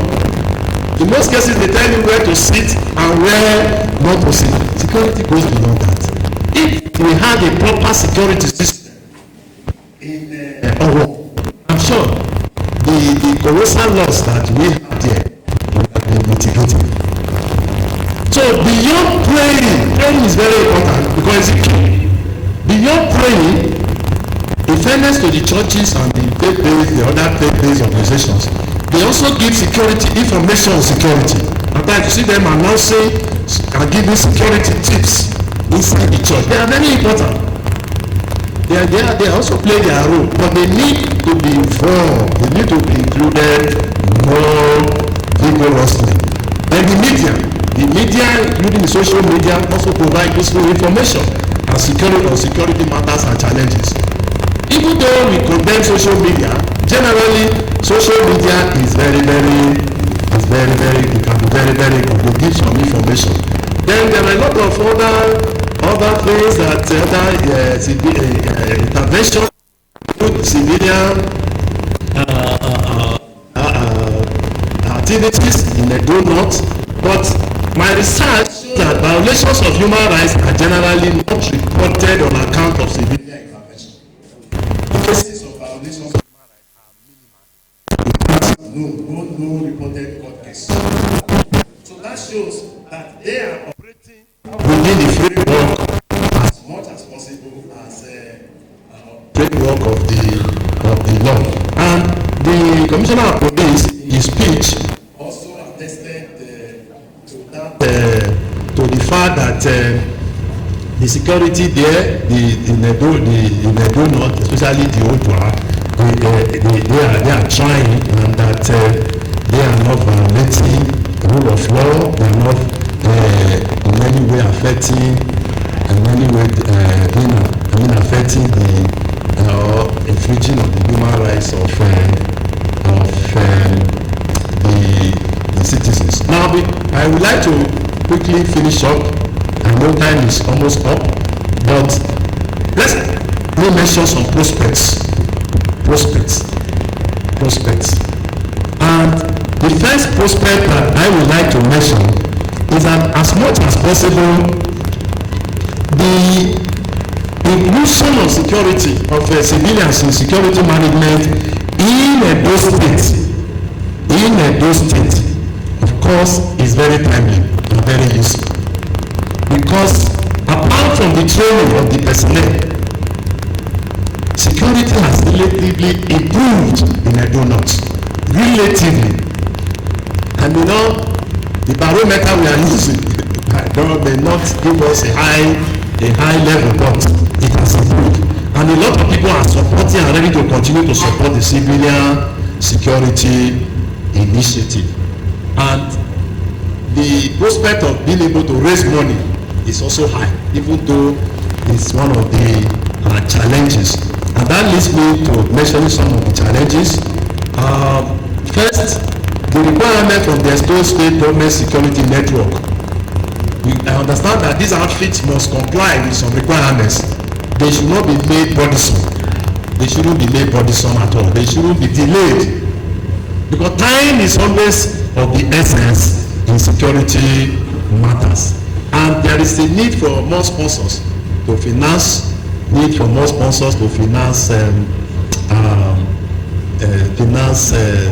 these outfits, need for fresh and regular donations. And those who redeem, I have to find that some people pledge and they didn't redeem their pledges. They need to redeem some people need to redeem their pledges so that those outfits can work well. Then, issue of human rights violations. They must continue to be trained personnel in these outfits so that they don't run foul, they don't commit infractions. And issue of handling weapons. I wouldn't want to, because of security reasons and the legal implications, I would not want to talk much on the use of weapons by these outfits. But if they must use licensed firearms under the Firearms Act, they should be trained, and they should ensure that their arms are licensed and that they are well trained. Otherwise, they can be charged with the offense of illegal possession of firearms. Then the issue of partisanship. Security goes beyond the political parties, whether APC, PDP, SDP, APROP, ARCA. It's there. Sometimes it's not on our side. Members of that vigilante group are not from our political party. No! We should put aside partisanship when it comes to security. We should put it. Otherwise, the security agencies will not be able to even do their work. If they were to be as partisans as civilians, they wouldn't have been able to protect us in any way. Some of them may be partisan, but as much as possible, they are not as partisan as we may even think. Then corruption. I had earlier mentioned that personnel of these outfits must be encouraged. They must be encouraged so that they don't get corrupted. Finally, my recommendations. I made very many recommendations, general ones, as well as the specific ones that relate to Edo North. And one of the recommendations under general state police, that is me. These proliferated outfits should come under a network. Must come under a network. They cannot continue to exist independently the way they are doing. Some of them are just on their own. You can't police a place, you can't police a society like that. There must be a network, and that network should be built on state policing, community policing, state police, true community policing in accordance with the law. This is very, very important. Otherwise, very soon, these same vigilante people may become terrorists against us. They may become terrorists against us. So there must be a network. And as I mentioned, security goes beyond defense, internal and external threats, development. Government must play its own part in developing this nation. Elections are coming. This is the time for people to choose those they believe can bring about good governance, so that our infrastructure can be improved upon, employment can be created, there can be investment. There must be tolerance, religious tolerance. In the donut, even we have a large population of Muslims in the donut, but my finding shows that religious tolerance is very, very pervading. There is no religious intolerance such when it comes to security. The people in these outfits are mixed. Some are Christians, some are Muslims, some are even traditionalists. But we need tolerance. We need tolerance, and we also need to ensure that we propagate our social values of integrity, honesty, transparency, truthfulness, hard work. These are imperatives that are not reducible at all. And the legal system must be strengthened, the justice system. Because all said and done, it's not just to make laws, but the enforcement of the laws. And these outfits are part of the enforcement machinery, they have now become part of the criminal justice system, the justice system. So we need to ensure that we strengthen the system so that justice can be dispensed effectively and justly. Then we also need a situation where people should learn to volunteer information. Gone are the days when we say if you tell police, give police to information, police will tell the person that you have mentioned the police. Do you still do that? No, sir. No. Thank you, sir. So be rest assured that they don't divulge information you give to them. No? Then at the specific level, I've mentioned training and of course regular combing of the forests. The enemies are in the forest. The Edo State example shows that the enemies are in the forest. And the Otua has consistently and regularly combed the forest, and that should continue.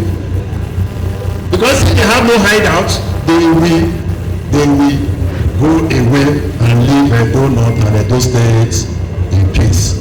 And there should be a monitoring mechanism at all levels, at which civilians are included in the security management of the state. And of course, there is need for all security outfits to be integrated into the Edo State security network. Those in Edo North should be integrated.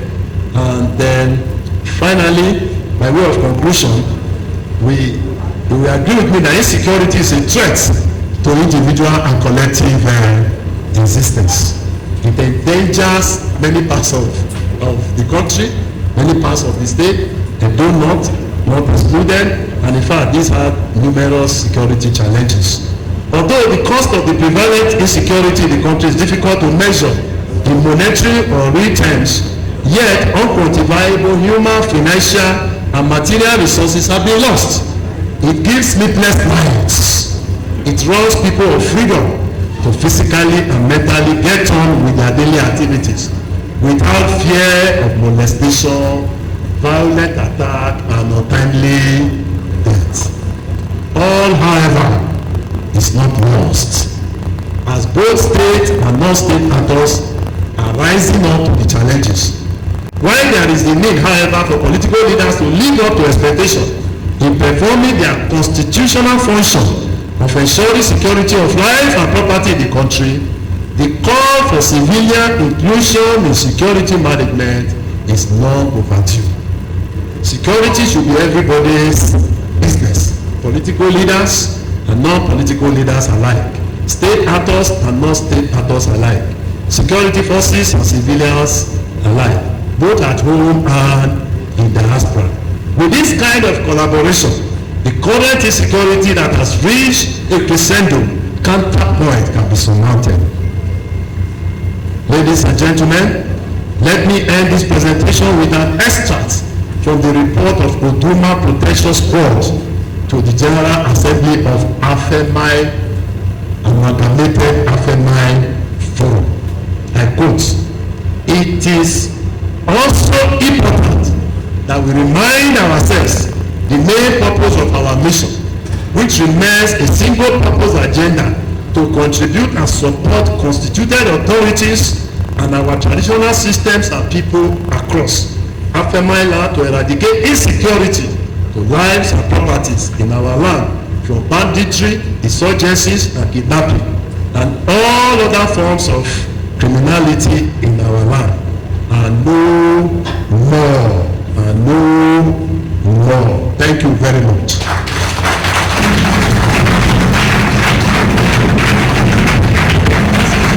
Thank you. It deserves a big round of applause.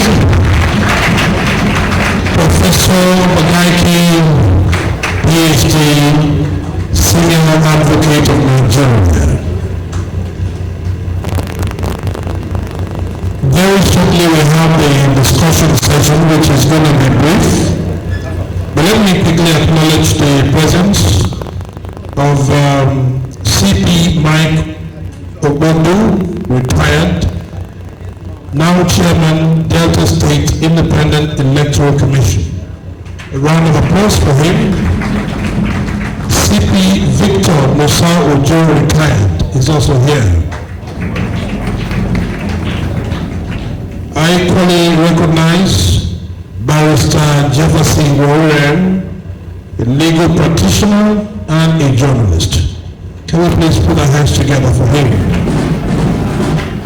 Of course, the broadcast journalist and renowned broadcaster, Tony Abolo, is also in the hall. A round of applause for him too.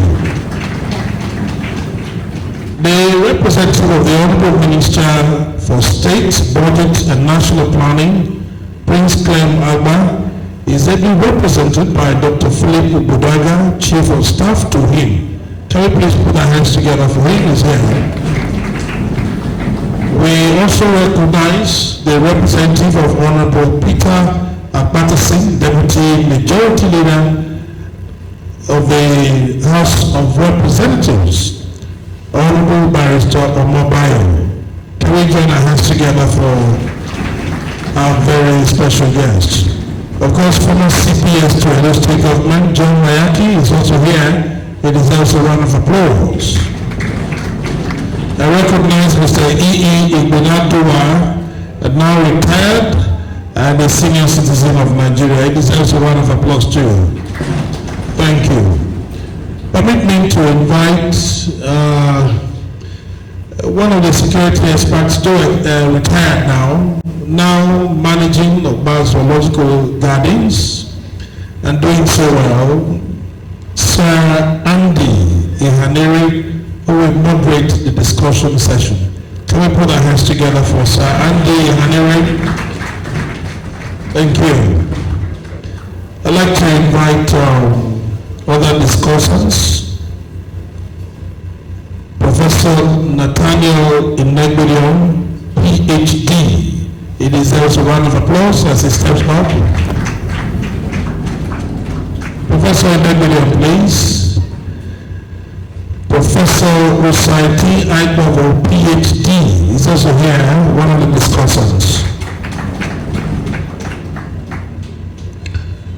We recognize representatives of Oredo, Ego, Igbobaha, of Ovia Southwest, Ovia Northeast, Urude, and Oriole, making the 7 local governments in Edo South.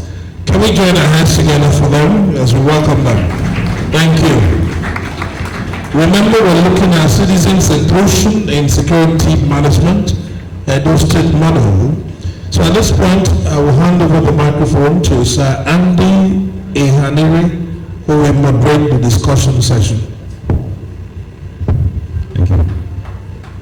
Permit me to sit down, and let me once more recognize the existing protocols, and also to congratulate our chief celebrant and host on a very successful event so far. We are already done. We've listened to a very brilliant lecture by one of the highest authorities, bringing the legal perspectives. I want to say that the dimensions of security has been so dynamic over the years. A few years ago, I could drive from Benin to Jos, to Kano, and even to Niger. I've done it several times. I could leave Abuja at 8 p.m. and come to Benin. But things have changed.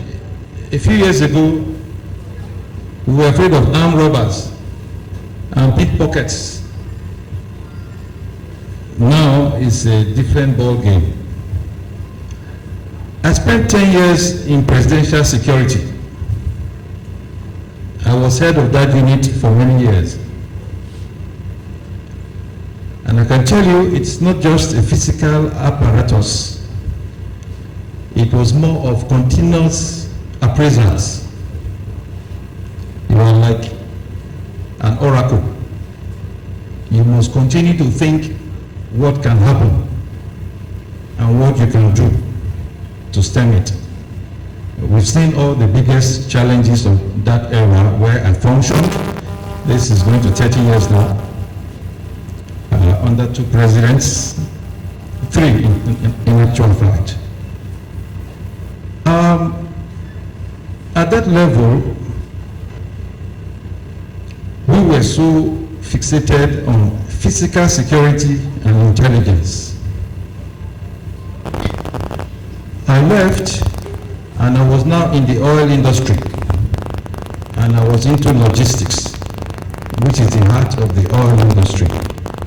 And we found a different template for security. So it's like going back to school. And safety was now a very paramount part of security. You're not just planning against the actual incidents.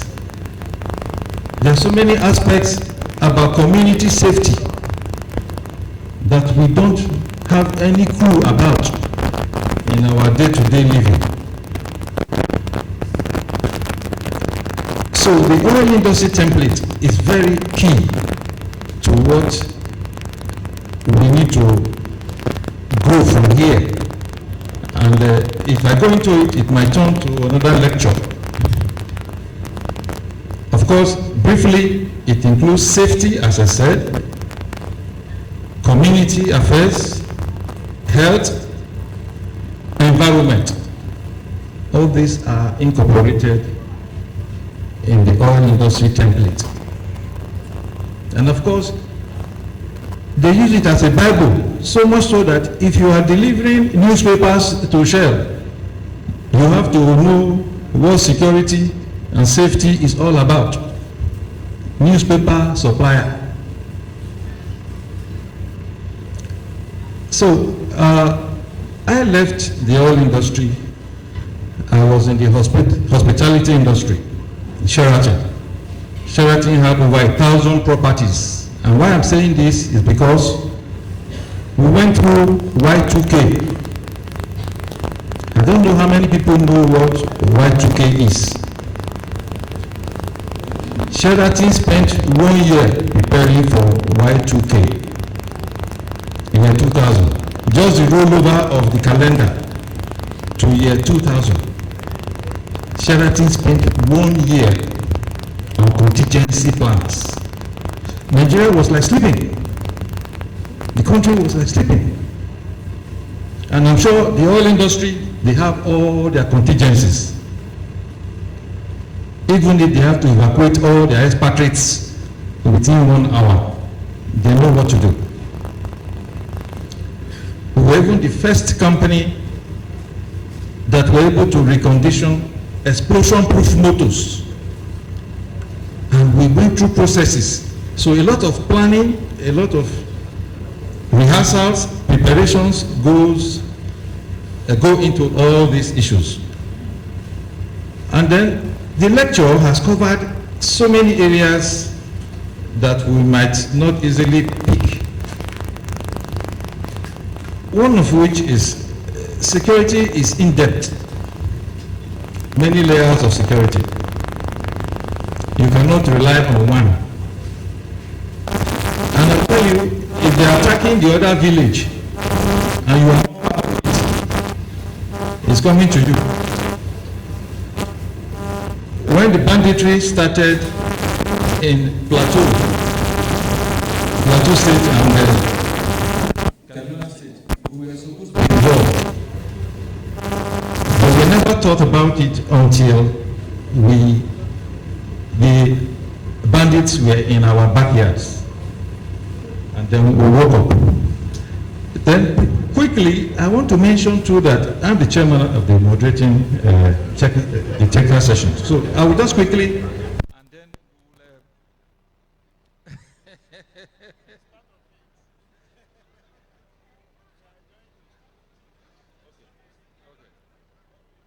okay. So definitely, this is a very wide topic. And in fact, as I said, I will maybe pause and start with my co-moderators. Sure. I think Professor Sagbovu. Yes. Let's see.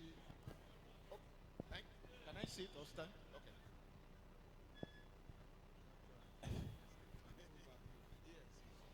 Thank you, sir.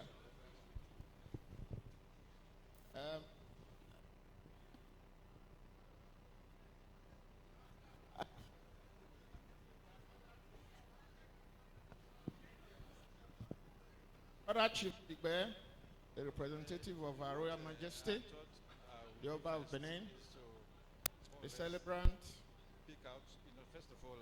my Vice Chancellor, and distinguished professors present, and security chiefs, observed, ladies and gentlemen.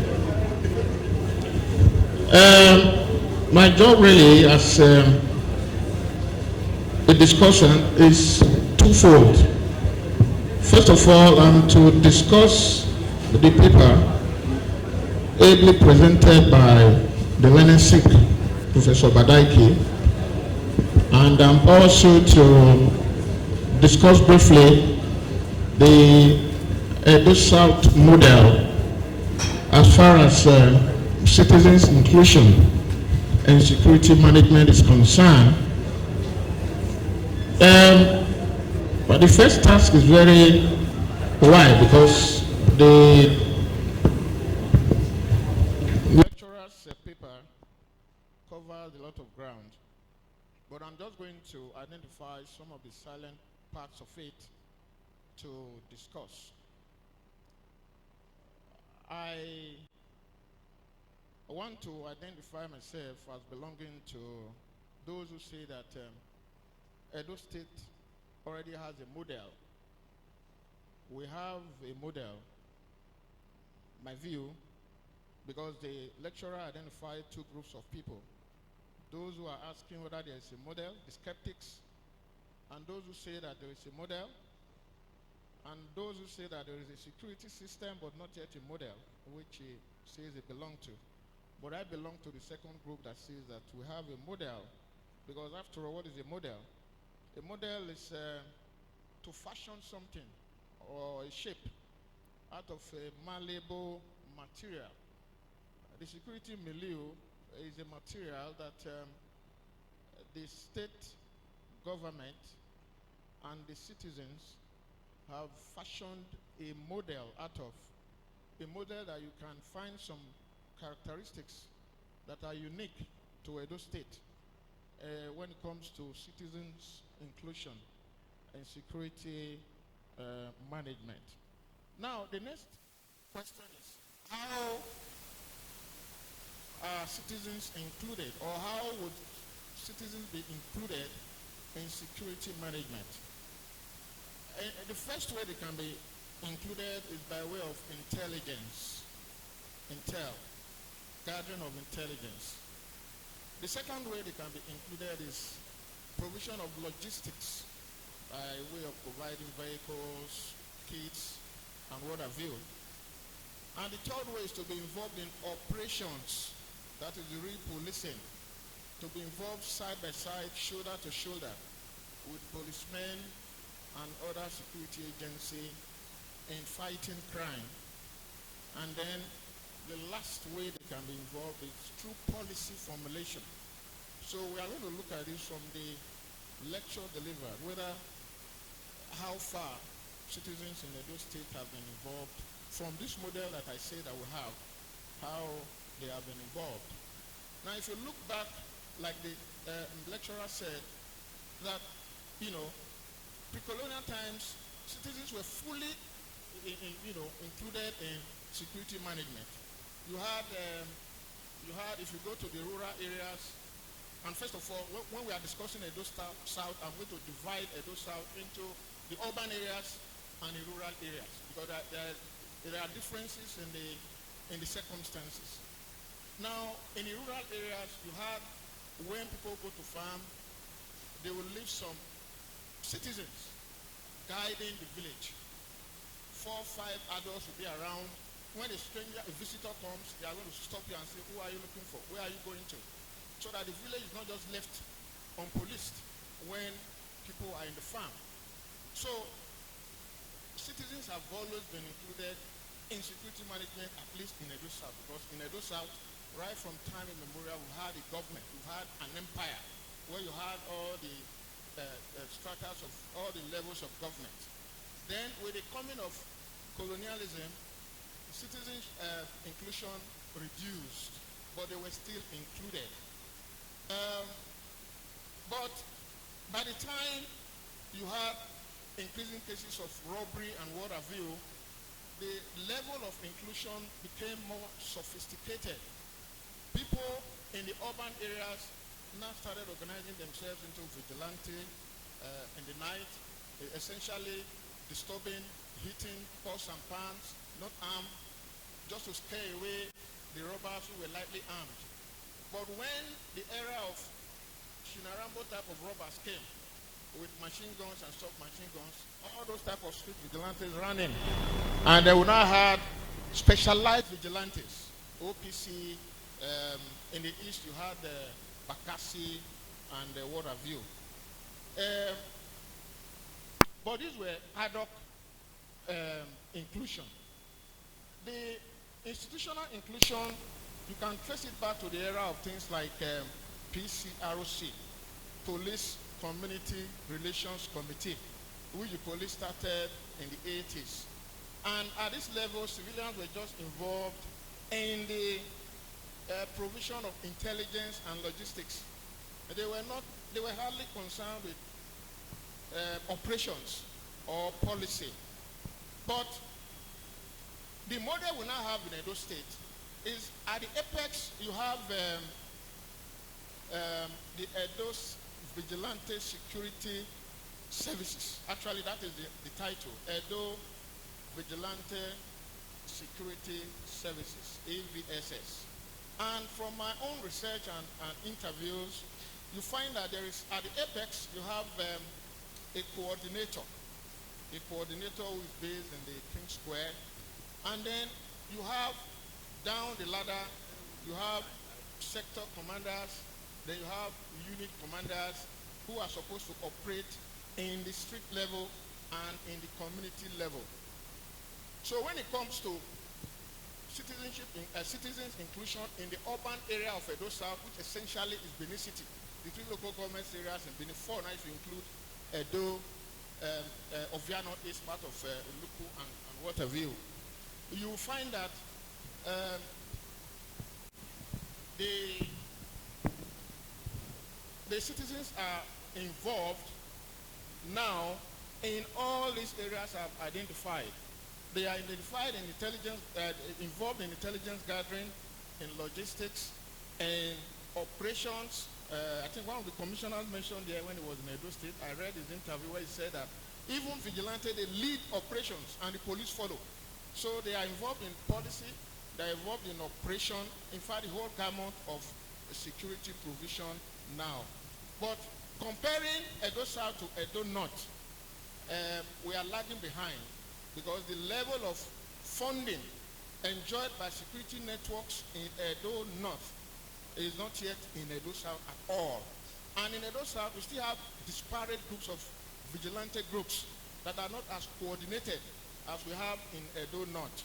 So we need to do more in Edo South to coordinate our vigilante groups so that we bring them under the state vigilante security services so that from the central level, command will flow down to the street or the village level.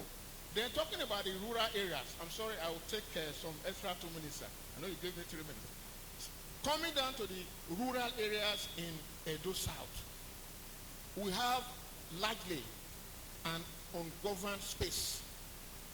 Most of our traditional rulers in the rural areas, they are all in Benin City. So you find that the areas have been abandoned, as it were. You find that most of these villages have been abandoned to people from other states who farm. The only time that you find people coming from Benin to do anything is when it's time to start selling 1 by 2. When it's time to start selling land, they all come down. And the amount of energy that our communities put into land selling, if they direct it to organizing vigilante services, I think the security situation in Edo South would improve. So I will urge our traditional institutions to do more in this area. We should do more to direct some of this energy used in fighting for land to organize our youths and to fund them, to equip them so that they will be wider security coverage. And our royal father should also, I can't direct our royal father. I would advise that our royal father and the traditional institution should consider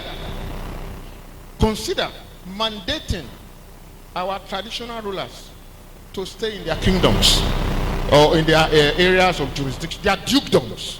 If you are in your dukedom and you know that your security is at stake also, then you are going to be more concerned also about the security of the others. So for lack of time, that's all I have to say. Thank you so much.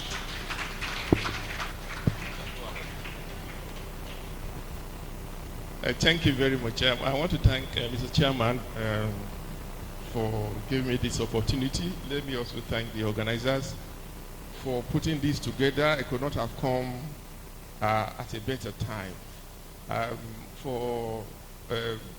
In order to save time, I'll just go straight to the point. The concept of security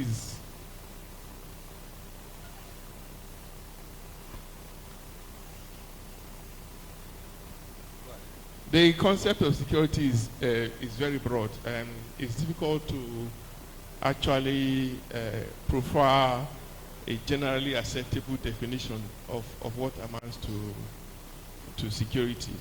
So in the discourse here, we have to look at it from that very broad perspective. When you talk of security, are we dealing with food security here, cyber security, employment security, job security, or national security? Or are we talking about personal or individual security? From what has been said so far, it is clear to everybody that we are more concerned here with personal security in order to secure the individual. But again, you wonder whether that is possible if you don't have food security. Can you ask a hungry man to secure himself? He has to think about to provide food for himself. So I think going forward, we have to look at this concept of security from a broader perspective. You can't deal with personal security without food security, because the individual has to think of how to feed himself.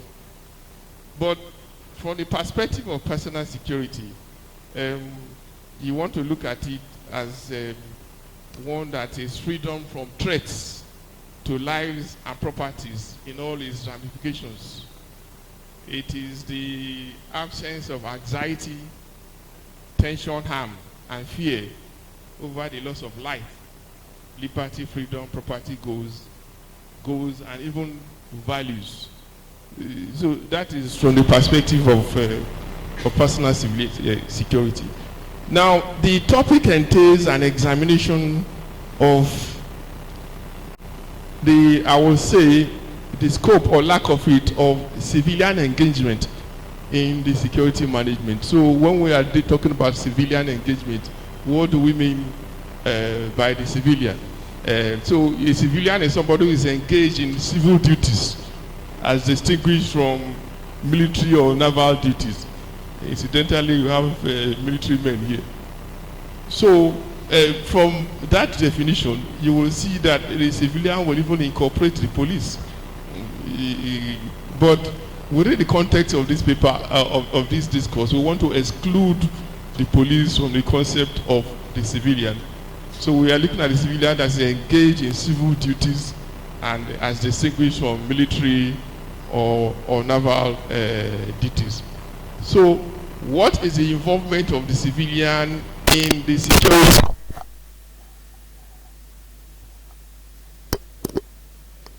Something lacking in our current security apparatus that will involve the involvement of civilians in its management.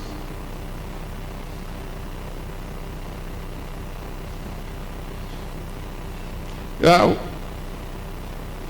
everybody has spoken generally about vigilante, the role of the vigilante in security management. But contextually and conceptually, the vigilante is actually an outlaw. He's an outlaw in the sense that he's somebody who acts outside the framework of the law in order to get revenge or meet a certain goal of the group. That's why you find that if you look at the case of the state, Eze against the state, for instance, the Supreme Court described the Bakassi boys as nothing but outlaws, lawless persons operating outside the law, who relish breaking the laws of the land in their unlawful and misguided quest to dispense justice by killing alleged criminals. So technically, a vigilante is somebody who acts outside the law.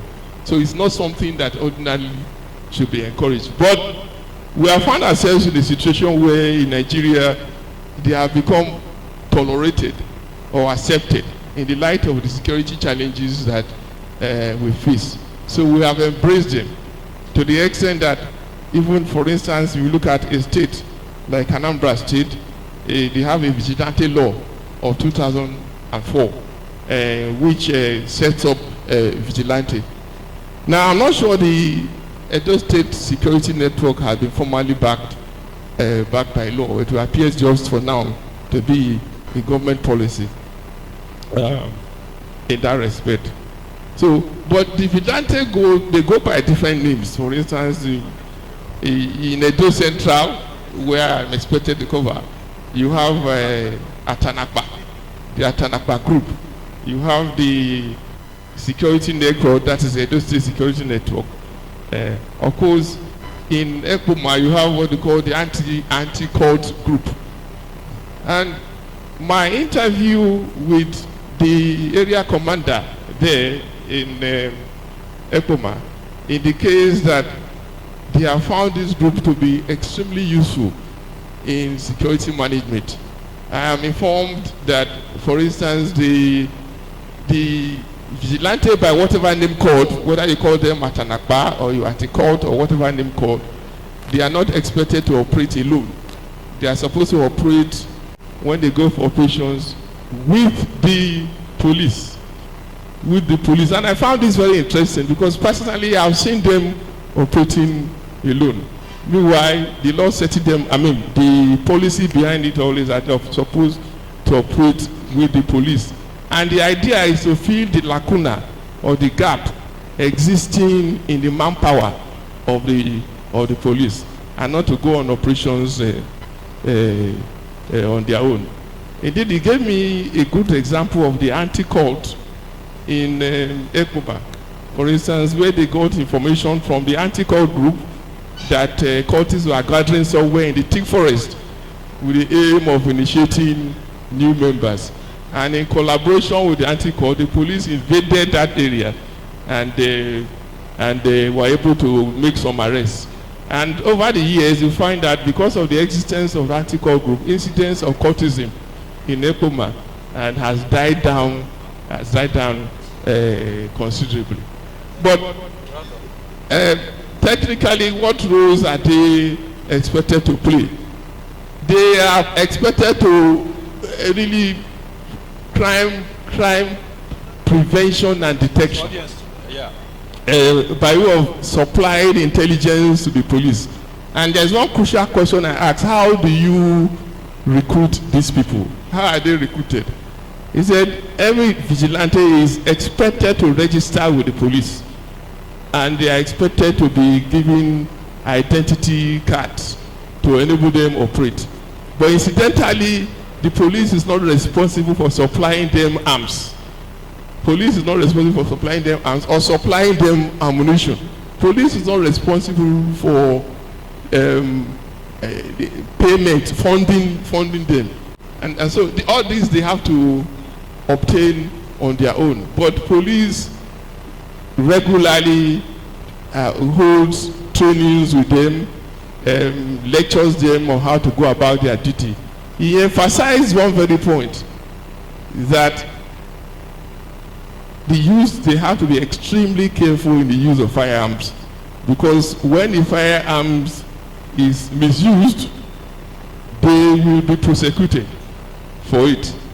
And if police is not responsible for supplying them arms, the question you then ask is that, where do they get these arms, or who licenses these arms? The impression I seem to have, I know for now, that police does not issue licenses for arms. So how do these people get their arms? If you say that they don't have license, in that way, have you not constricted them, or have you not restrained them, or have you not limited them in their ability to assist the police in the discharge of arms? Now, before I round up, I want to make this very important point, because the law requires or gives you a right of private defense. The law gives you a right of private defense. What that entails is that in certain circumstances, you are required to use arms to defend yourself or defend somebody whose life who is being assaulted. Now, to enable you to do that, I wonder how effectively a civilian can defend himself or exercise the right of private defense if he doesn't have right to carry arms.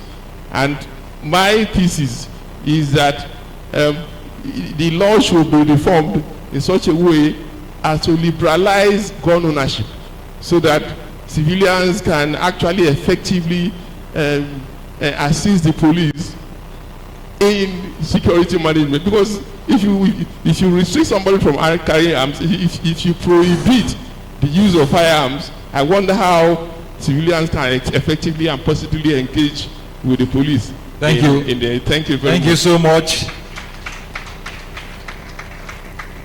Now we are going for a 30-minute session with the audience. Before then, I will just speak to a little of what my colleagues have said. It's unfortunate that in Nigeria there's no gun lobby. There was an order from above that all firearms be taken out of every citizen. And people know it could be very dangerous. Even your digging gun, it's possible your knife will be taken away from you. Meanwhile, the people who are your threats, they are carrying AK-47. And then you have nothing. So it's just like being lame ducks. But in societies that are very active and aware, there will be a major lobby, because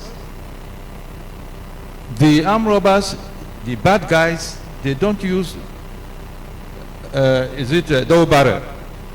They don't use den gun. They don't ask for permit. So those who are the good guys, they have been rendered useless. If I could risk my life to defend the president for 10 years when they were coups and all that, and then when I'm in my house, somebody is shooting outside and I'll hide under the bed because I'm not armed. So there must be a process where the good guys can have licensed firearms, and these are shotguns, to tilt the balance of terror and aim for a stalemate. So secondly, technology is very important, and technology has to do with surveillance. Now you see television crew using drones. Why can communities not use drones to patrol their environment? Now we who are into wildlife, we use camera traps to monitor wildlife, even those we thought were extinct. So why can we not have camera traps so that when all these bandits are coming, you are looking at them, you are seeing them, you are being alerted, you don't need to move. And you see, technology has become cheap, that even secondary school students abroad, they are playing with all these things as toys. So now we go to the audience, and maybe we have contributions and comments. Each one maybe 2 or 3 minutes, and then we have probably less than 25 minutes now, and I want to recognize General Moige to start the contributions. Thank you. Thank you. Let me please stand on existing protocol. I just have, first, let me appreciate the guest lecturer and the discussants to this very wonderful lecture, and then the host who has organized this meeting. I want to say that the issue of insecurity has passed the level of only ends be involved, and that what this lecture has brought out clearly. But let me also say, oh God,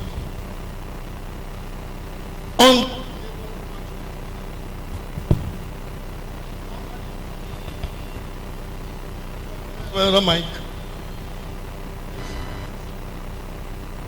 under the Neighbor Watch Committee, coordinate all these various vigilante and whatever is, and then begin to operate under the Commissioner of Police. There's a state law which establishes neighborhood for the state. All these various groups can be coordinated under this neighbor watch and begin to operate under the Commissioner of Police. That is my submission this afternoon. Thank you very much.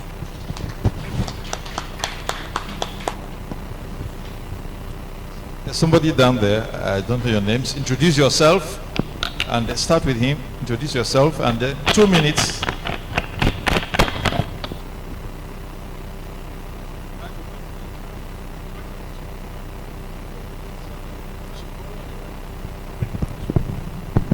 Professor Edoba, please.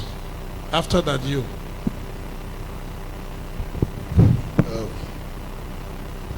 Let me stand on the already established protocol and to congratulate the initiator, Dr. Solomon Ehigiator Arase, once again for this very wonderful initiative. And mine is just a single intervention. Already General Omorege has answered my concern about legal framework, so for citizens' participation. So I will skip that. I'm worried, that appears not much is said about who controls the police. Because that's where the presenter started from. Who controls the police? It appears that it has become given, or maybe an accepted reality that the executive branch, headed by the governor or the president, should control the police. And I think that's where we have been having a lot of problems with the question of whether or not to have a state police system. And even that, down to even community police system. It appears that everybody seems to assume that the governor or president or maybe local government chairman is ordained to control the police. So our fears about having a decentralized police system appear to stem from that. I'm going to be inviting all of us to try to change our mindset away from that conclusion or that impression. All I know is that from a global point of view, even the chief executive of a state or even of the country ought not to control the police. But somehow we have established our own system, looking at the section that the professor quoted, section 215, also section 4. In fact, you take it back to section 3, you will find that there's a prescription that the president shall direct the IG, and the governor shall also direct the commissioner, subject to some provisos. So that's my concern. I think the presenter should, and all of us may begin to think away from this idea that the governor of a state or the president shall come. And if we move away from that impression, then we can begin to accept that we ought to really have a decentralized police system. I'm very happy that my colleagues have spoken of what we have always had in the past, which is that there must be some level of citizens' inclusion. We can strengthen all that by looking at the legal framework all over again. So that's just my intervention. Let us think away from executive control of police. There is a concept, the concept of democratic policing, which actually ensures that the police should be independent in operations. It does not to be controlled by the executive branch at all. Because if the executive commits a crime, for instance, head of the executive, in some countries, you can even arrest a sitting chief executive. So these are things that I think we should begin to think of going forward when we want to reform the police system. Thank you very much. Thank you. Before the microphone gets to the next contributor, I want to mention that nobody has talked about local government police. I'm told that in some systems, very functional systems, these are the closest to the ground level. So, and number two, the ultimate is a people's militia. Like what happened in Guinea, where everybody was armed. Everybody in the country. People's militia. Whether it will get to that. Thank you. All protocols duly observed. I am Peter Omori Benedion, a political scientist and a public policy analyst. Firstly, I want to thank the promoter of this laudable security initiative project for gathering everyone here to celebrate what it truly means to be a Nigerian. This is a critical moment for this country, and the citizens' involvement in security management in our communities have been taken and given the appropriate attention that it truly deserves. There is a particular issue that is not being discussed, and I hope it's not deliberate. One is, it has to do with the welfare of those that we're going to recruit into the security outfit. With particular reference to the need to give them life and health insurance policy. We are aware in this state that we have this Edo State Health Insurance Scheme that is ongoing, and it's for me it's an appeal that the committee that is so saddled with this laudable project, in conjunction with the promoter, to liaise with the Edo State government to see how we can have a holistic database of all security outfits in the 3 senatorial districts, so that their welfare can be properly taken care of. And there is also the issue of constant training. There has to be constant training and retraining on contemporary security strategies, so that these outfits can be given the needed leverage to mitigate security. Thank you. Thank you. Where do we go to now? Okay. There are so many hands up. Please bear with us. We only have about 20 minutes more. Thank you. My name is Ines Anab Sarah Igbe, the former spokesman of Pananja Delta Forum and the national coordinator of the South-South Leadership Forum. I join others, earlier speakers, to thank our leader, IGP Solomon Arase, for bringing together the cream de la cream to discuss security of Edo State and, by extension, Nigeria.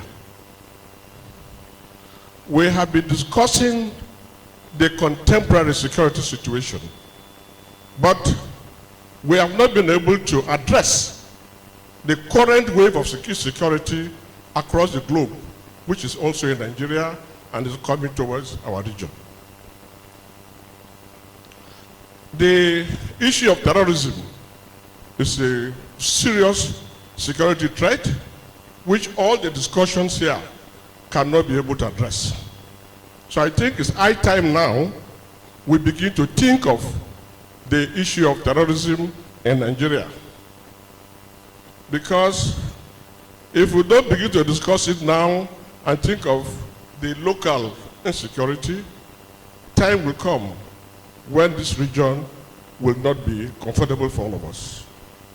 Presently, Nigeria is sitting on keg of gunpowder. There's insecurity in the northeast.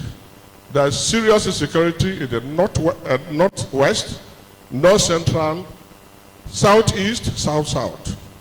Possibly the south-south, southwest. South-south is the only area that is a bit peaceful now. By the time this insecurity called terrorism sailed down to the south-south, then there will be no Nigeria. So I think part of the things we should discuss is how do we handle the insecurity of terrorism. We are talking about information gathering. We talk about surveillance. We talk about monitoring and operations. But I know that the way we fight terrorism is different from the way we fight other crimes. And so I would recommend that Mr. President should urgently send a bill to the National Assembly to set up a counter-terrorist unit, which will be equipped with all the necessary information gazettes and technology, with a director, CTU, that will report straight to the president. If we don't do that, we may not be able to monitor the insecurity in this country. Because terrorism is not just a local crime, it's an international crime. So we must start to think of how do we battle the terrorism in Nigeria. Thank you. Just a quick response to him. About 40 years ago, we were having people trained in counter-terrorism. Yes. As far back as that, 40 years ago. At that time, we were thinking it was a waste of time. But here we are. Yes? Next person. My name is Fatai Owosheni. I'm a retired commissioner of police. I want to first appreciate our host, my boss, my leader, my master, and our uncle for this opportunity. And of course, it's nothing new to some of us. He's been an advocate of, proactiveness in policing, intelligence-led policing. And I think where the problem is coming from is having an institutionalized framework for all this. As an Inspector General of Police, he started an annual Inspector General of Police lecture series, which died when he left. And I think he's using this medium of retirement to start another one. And I'm passing this message particularly because serving officers are here. Things like this, institutions should be well represented, and even the government people. Everything that we're talking about, citizens' involvement, dated back to the Old Police Act. They have the supernumerary special constabulary. As an inspector, fresh inspector, cadet inspector, we had civil servants, directors, PAMSECs, who will come and do a stint at police station. My first police station in 1985 was Shagamu, and we had eminent people coming to do a stint. That is citizens' involvement in policing. Then the millennium people came about, even the Reformed Police Act, with the new recruitment of supernumerary police. It is not done to the letter. Prof has said that some supernumerary police stopped them. A framework was put up which wasn't followed. The state governors that are asking for state police were supposed to pay those supernumerary police. They were trained more than 2 or 3 years ago. No one has paid them salary up till today. And they're using them to go and do traffic control. That is not the essence of setting them up. So what we need to do is just to get and to institutionalize this framework. The host has preached this all throughout his service years, and it's a good thing that he has started this, but I would hope that future ones, institutions would be represented. With regards to state police and who controls the police has an obligation to the Constitution, not to the individual. And of course, when they also talk of state police, it's another story. Governors will come and tell us story here. That is why they say that the president is not commander-in-chief of the police. The president is the commander-in-chief of the armed forces. It is the president and the governors that control the police. The governors are shaking in their responsibility. And that is why they've not held any police council meeting, unless they want to either confirm the Inspector General of Police. Not until when the governors live up to their responsibility, ensure that the police council meeting is held, because that is the institution that's supposed to govern the police. And it dated back to 1957, the Minority Commission, the Willing Commission. The police is not supposed to be politicized. And that is why they said the president and all the governors and the Inspector General of Police should be a member of the police council, and that is the institution that should govern the police. So we hope that the AIG and the CPA will also get message across to the leadership in the police. There must be occasions like this when we talk and they will pass the message. As getting citizens involved, we also have similar thing in Oyo State. I work as special advisor on security to the governor now, and we're putting up our own framework. We are drawing up a concept to get the non-state actors involved. How do we get them involved? Voluntary policing sector. And when discussions like this are held, we can put minds together. Thank you. Thank you very much.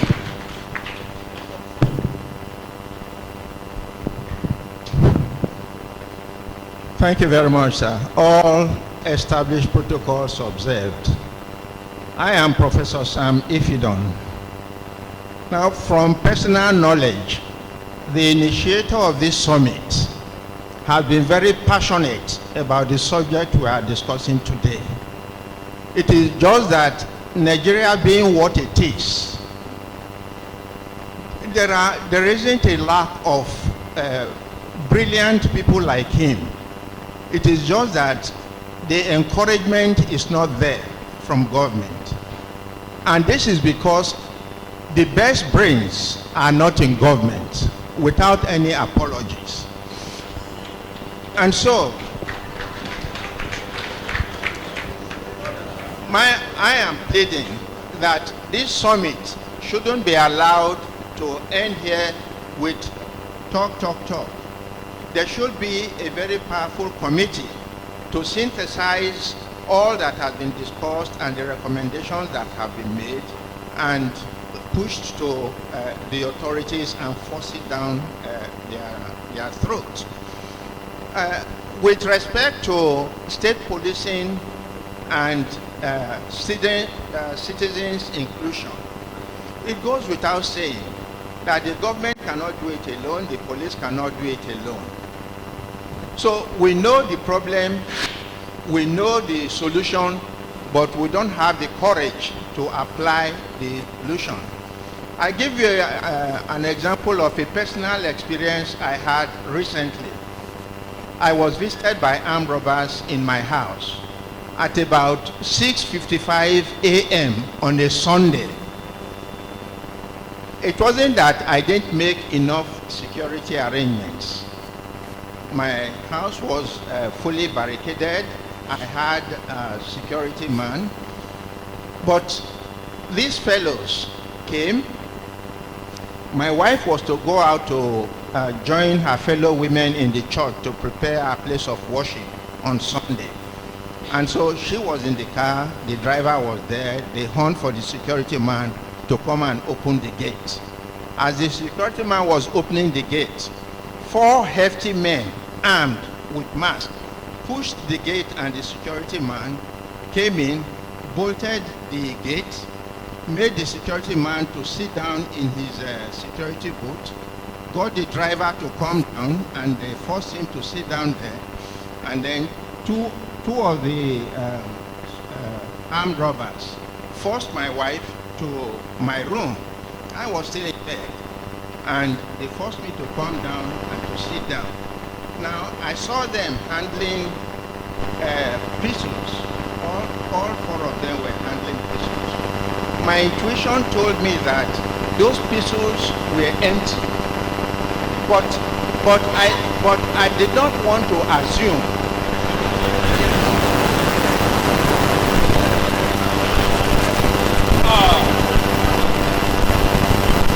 I did not want to assume lest I be shot. And so I told them to take what they wanted and please don't harm my wife and myself.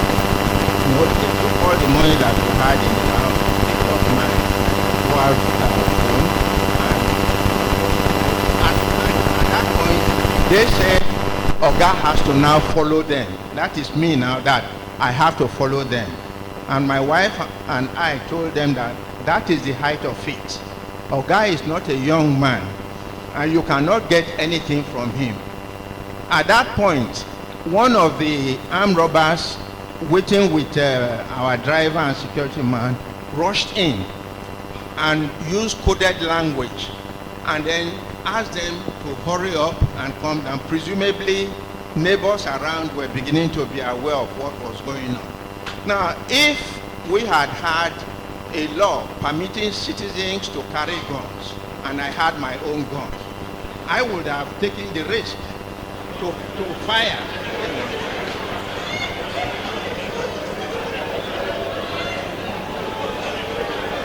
Thank you. So, my second recommendation is that the law forbidding citizens from carrying guns should be reviewed, and we should all be allowed to carry arms. Thank you. We are going back to the lecturer in a moment, but we'll just take maybe one more conversation. One woman. The lady hasn't spoken. Yes, that one and another woman. Yes, can you come up quickly? 1 minute each. Thank you very much. Professor, if you know, we celebrate with you that you didn't take the risk. maybe you would not be here with us. So we thank God that you didn't take the risk.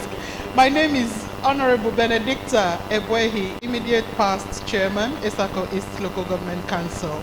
I'm representing the Oduma squad, the chairman, Dr. Leki, who could not make it today, and indeed the forum. Professor Badaki has spoken so well about what we're doing. I think in Edo North, what we have done with Oduma Protection Squad is a clear example of what can be achieved if citizens get together and put their widow's mouth to achieve security for everybody. It is not uhuru for us. It's still work in progress. I'm the secretary of the fundraising committee, and we're still looking for money. So if Edo South and Edo Central can actually look at what we have done, I think Edo State will be a better and safer place for everyone. I also want to say, when I was it's interesting. The moderator of this session talked about local government security.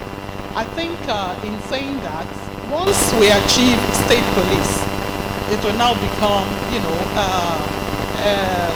what's the word? It will be a thing of the past to say it will also happen at the local government level. I'll give you a very a small example. When I was a local government chairman, I went as far as having a meeting with the chairman of Okene local government, because we have a common boundary. And the meeting, what we wanted to achieve was to comb the forests around Bua, all the way to Okene. That we had set the machinery in motion, but just before we were to implement, that operation was stepped down.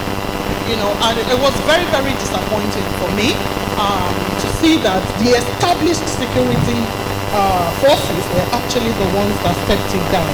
So I want to say, if we can have more synergy as well between the citizens, our current vigilantes, the hunters, and the established security agencies, I think our operations for safety and around the state will achieve a lot. Thank you very much. One more person.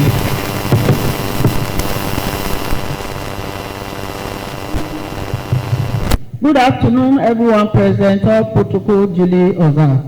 I'm Mrs. Mercy Zerige, an SSA to the governor of the state. What I want to contribute, sir, as I was growing up, I met hunters. In our communities. They go into the thick forest, they stay for days before they come back. But what they normally use for their hunting has been taken from them. They did not retrieve their arms and ammunition. It's only in the south. So people here, they move empty-handed. So by the time you say hi, they say hey, and they run into the house. Like Oga rightly said just now, if he was armed, he would have made a little effort. But you can't make effort with empty hands. So I want to appeal that the hunters, that they have taken their arms and ammunition from them.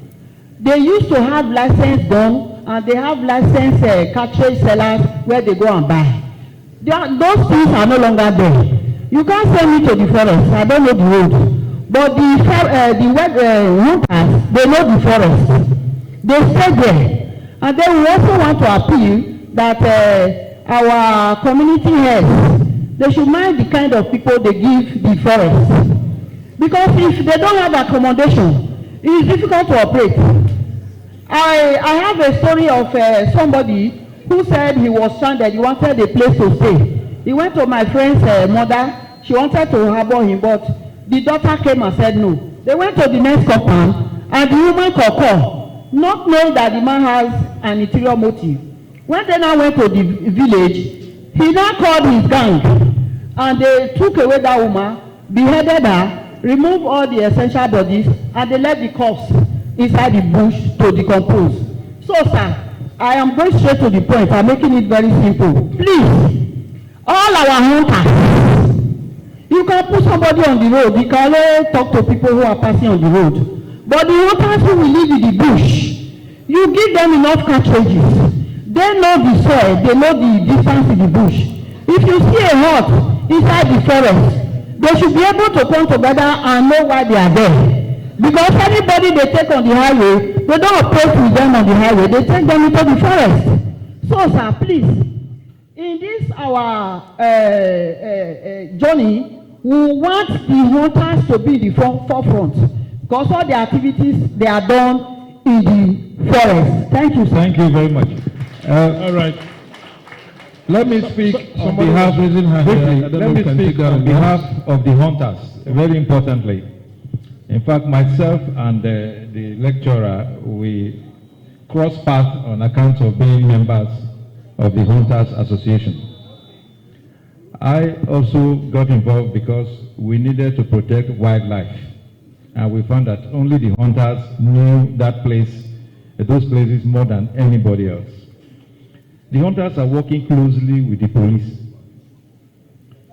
Because even without any kidnap, they know the forest, they patrol the forest, the chance on kidnapped victims, maybe rescue some, or maybe alert the police on how to rescue them. So the hunters are, but they will need more equipment too, because we are living in a more sophisticated world. When we were growing up, in Lagos Street, there was a signboard there, Ehigiator, licensed firearms dealer. This was not something that is a fiction. The signboard was there. Everybody knows you want to buy a gun. And you don't take a permit from government, from police or something. You go to your... It was the local government that will give you... It was said to be for hunting, for game. So we are in an era where we have more property. There's more wealth. Now you have less means of defending yourself. So I just say, let me quickly, we'll take the last question. Okay, the last one. Yes.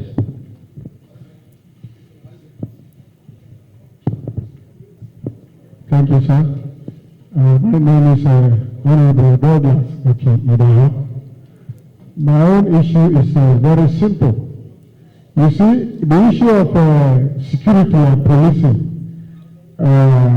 we have to look at it from the perspective of a constitutional issue.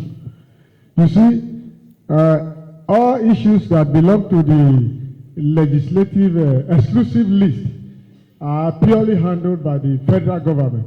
But issues where the state and federal government can both participate, you find that in that area we are doing very well. For example, in the area of education, we have so many private state universities today.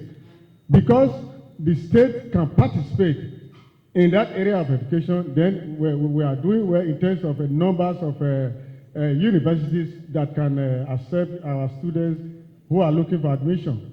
Now, the issue of policing is a federal government issue. That is why state cannot come out and say, yes, we have the power, we can form our own, we can have our own police and appoint our commissioner of police and appoint all those we want to use. So, since it is a constitutional matter, sir, I will want those at the National Assembly, the politicians, the lawyers, lawmakers, let us look at it from that perspective and ensure that this issue of policing is no longer in the exclusive list alone. Let it be. States, even local government can participate where they will not be legally permitted to delve into security issues. That's just my own contribution. We want to conclude this technical session. I only want to make about 2 operating statements. Let me indulge one person, please. Just one person, 2 minutes. Thank you so very much, Mr. Moderator. My name is Barrister I.O. Adebayo. I'm standing for the Deputy Majority Leader, House of Rep, Comrade Peter Agbadosin. Now, the issue of security is both local, national, and international. The lady who spoke last almost said what I had in mind, the issue of hunters.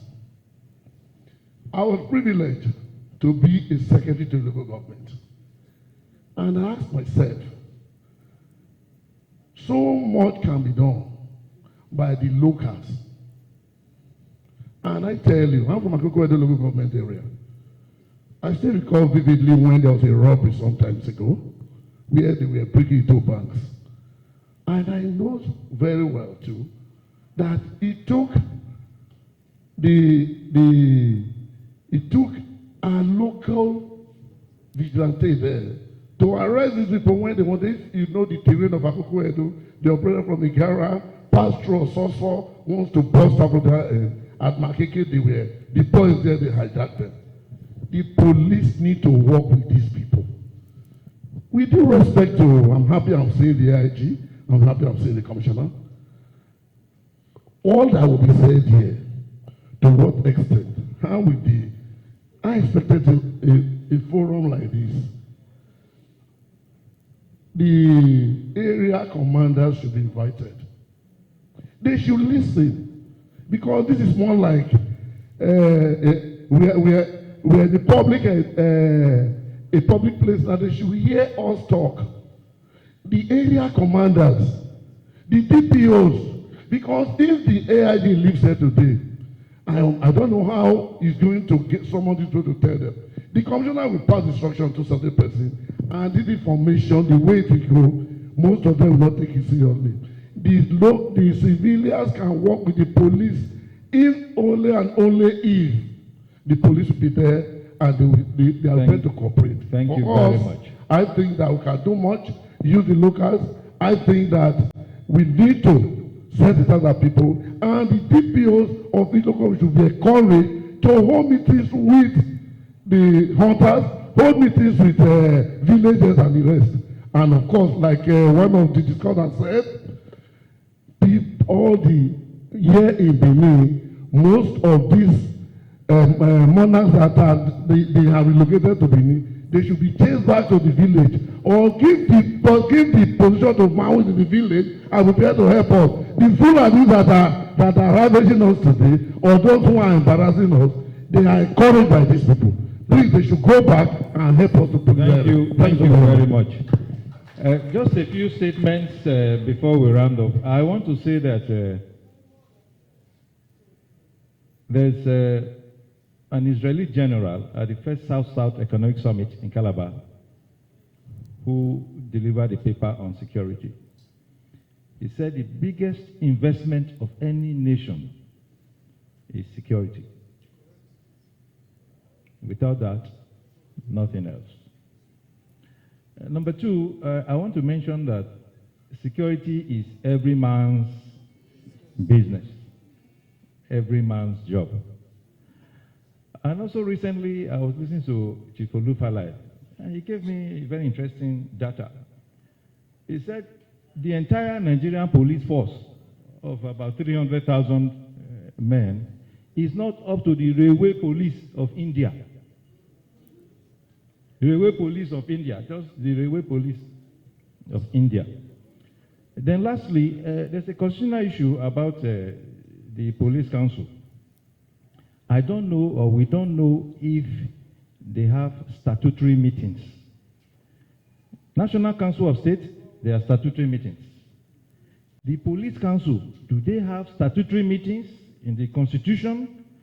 Because if there's a police council and the president is not compelled to call the meeting, then the governors are left as spectators, so to speak. So thank you very much. I think there'll be a lot more to think about and discuss, a lot to do later. We thank Dr. Arase for this initiative. I've even told him it shouldn't just be for his NGO. We should subscribe. I like the case of Warren Buffett, who said that, I don't want to go and spend money and set up another NGO. This man, Microsoft man, Bill Gates, has a good NGO. I will give him my money. So we don't need to all go and set up our own foundations. He is managing, you see, by their fruits. We know them. So we can go and give our own, widow's mite to this foundation. Thank you very much. Thank you very much. Let's put our hands together for them. Thank you, great panelists and discussants. We are done with the session. Thank you. Please, we want to present this scholarship award in the next 5 minutes. The VC Uniben will be the first to present this award. Please, Madam, bear with us. Inye Paul Osamundiamen from Oredo. Can you come forward? University of Benin, studying medicine and surgery. Eko Tome, Losin Osamume, Oredo, University of Benin, studying medicine and surgery. And incidentally, you are privileged to have the VC Uniben. And these are your students, madam. So what a privilege. We are presenting this scholarship award to them. So we are grateful to you, madam. Thank you. Greatest Uniben. Great. Yes, so. Thank you. Thank you. And your beautiful wife. She is there showing her elegance and beauty. My brother, I always say your humility is one that everyone must really key into. I have never seen a man. He comes to my office, and as I'm saying, good morning, he's bound more than that. And you know he's taller than me. So I'm going down, he's going down. So thank you so very much for all that you are doing. We are so proud of you. So proud of you. And incidentally, it runs in the family, and I will tell you why later. Not today, on a different day. So thank you very much, the wonderful audience. But it just tells you that Uniben students are the best. They are the best. When we say Uniben is the unibest of the universe, and that is the material that we are made of. So congratulations, you are so wonderful.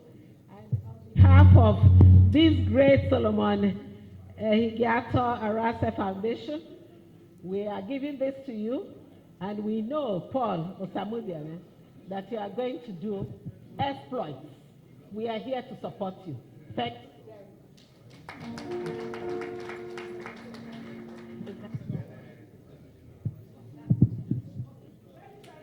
Thank you very much. General Charles Morigi will present the next to Igbinoba Osasari John. Yes.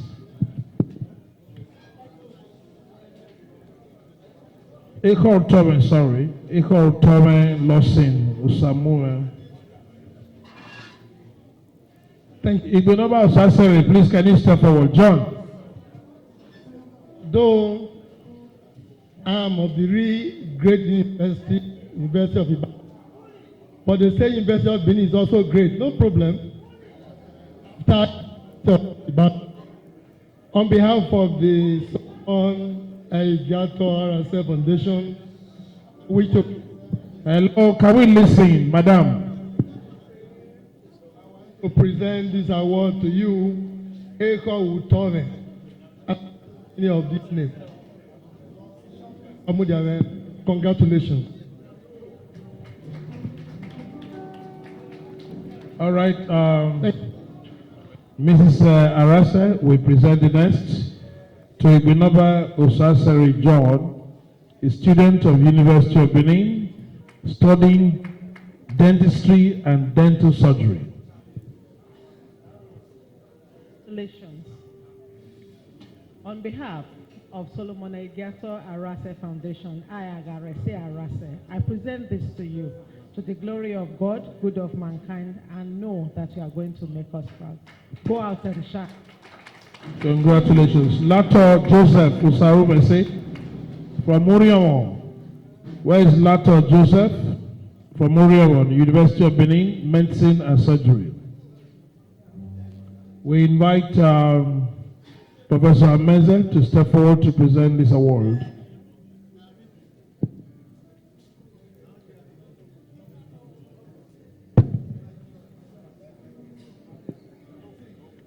All right, Professor Ameze Gobadia will present the next award. Thank you.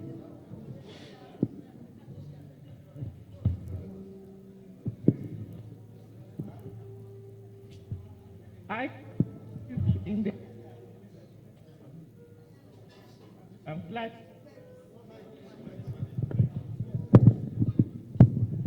I said I cut my teeth in the academia at the University of Benin. I taught there for many years in the Faculty of Law.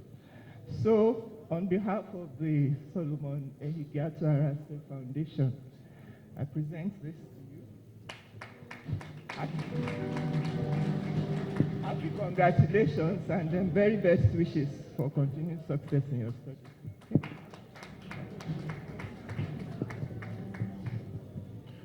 Professor Dennis Agbolaho will now present the next to Irabel Bartolomeo Osai Yame from Uniben, Medicine and Surgery. Professor Agbolaho, please.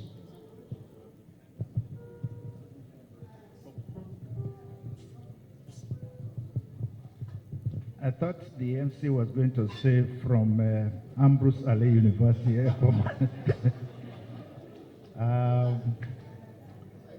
On behalf of our brother Ehigiator, Wato, Mahiato, Kewai Biekana here, no Inanana. I want to present to you this award. We hope you keep the flag flying as you use this award. God bless all of you.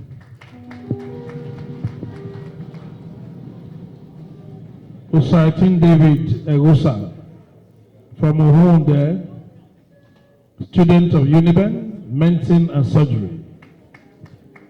We now invite our dear Bishop, Professor Vincent Yahweh, to present this award. Let's put our hands together for our dear Bishop, Professor Vincent Yahweh.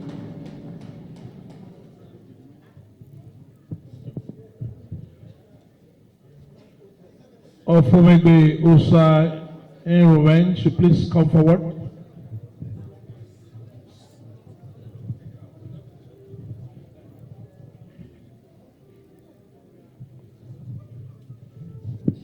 Well, on behalf of our brother IG retired and his amiable family and foundation, I present this to you. And my prayer is that with this, you will continue to excel. And God will help you to reach the zenith of your profession. Thank you. Thank you. Is Ofumegbe here? Okay, thank you. The Chief Imam of Benin City, Abdul Fatai Abuele, please, can you step forward to present this award?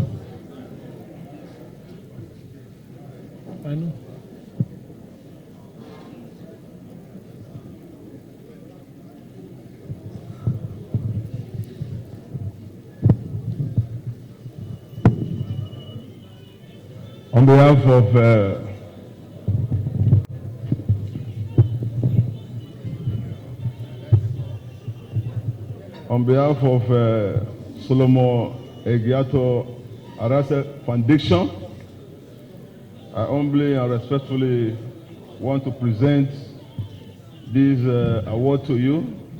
I pray that the Almighty God will continue to bless you, increase you in knowledge and wisdom. Thank you so much.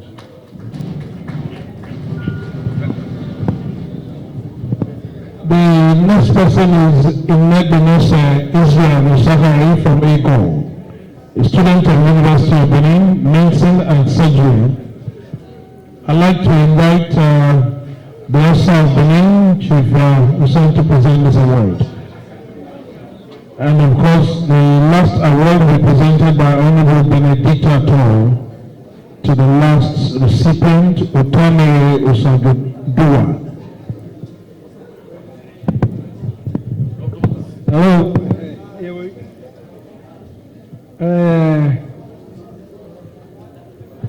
I am going to speak the name. I must bring the palace into this place, and very beautifully too. Why I am now? Why do I call? Why for me? Im na you man I dene na. I will read no. Im na go ye no. Eri my wife no give her over your boyo. Ya we segwa iri tamai we ma yo. Ye go ene ogeni wa ya ri nesi. Nige kakabo iri sego ye kekere. You know era obia doke. Ugwaze. Obia doke. Yes, sir. You know, Erima, Inspector General of Police retired, but not tired. Solomon, Ehigiator, Arase, no more foundation for Ona Higo no Kwana. Ona when I always say no, who did Benutie, who at your Benisajo, no matter Kaiba. Where you dread, where they can really Janoma, really turn around again. Oba Tope! Thank you. The last but not least is Tommy Osagudua, student of Ambrose Allen University. Where's Professor Kulavo? He has done. Okay, he's a student of law. Thank you. On behalf of the Solomon Ehigiator Arase Foundation, I present this to you, and it is my prayer that you will make this foundation proud. We're very proud of Dr. Arase because he has also set the template that we're using in Edo North. So please go out and shine. Thank you very much. Thank you, ma'am. Well, I wish to recognize Pastor Mrs. Agwefo, ably represented by Pastor Mrs. Florence Obiase. Hallelujah.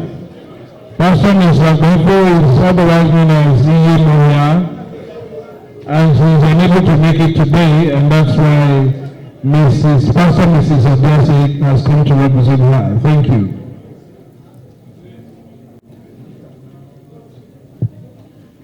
Well, I think we should move a vote of thanks and close formally before we do the presentation or donation of the motorcycles outside.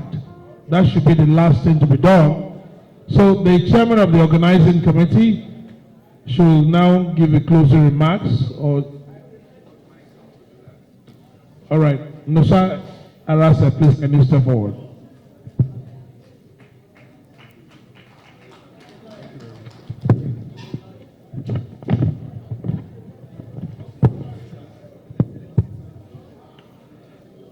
Good afternoon, everyone. Permit me to stand on the existing protocols. It has truly been an honor to be part of this wonderful event. On behalf of all the Board of Trustees, Solomon Ehigiator Arase Foundation, I would like to extend my heartfelt gratitude to our esteemed guests, starting with His Excellency, the Executive Governor of Edo State, our special guest of honor, our Daddy of the Day, Chief S.O. Igwe, ESA of Benin, Chief Raymond Dokpesi, and His Excellency, Chief Lucky Igbinedion, that made available their media outfits for us to use at this event. Also, I would like to thank all our guests of honors, our service commanders, our heads of local governments, civil societies, relatives and friends of the chief hosts, and scholarship awardees. Sincerely, I also like to thank our speakers for enlightening us adequately on the acting also quickly on the citizenship inclusion in security management, using our dear state, Edo State, as a model. A wide round of applause has to go to the various departments involved in planning and executing of this event. Finally, I would like to thank everyone present here for making out the time on a busy day to be with us. Thank you once more.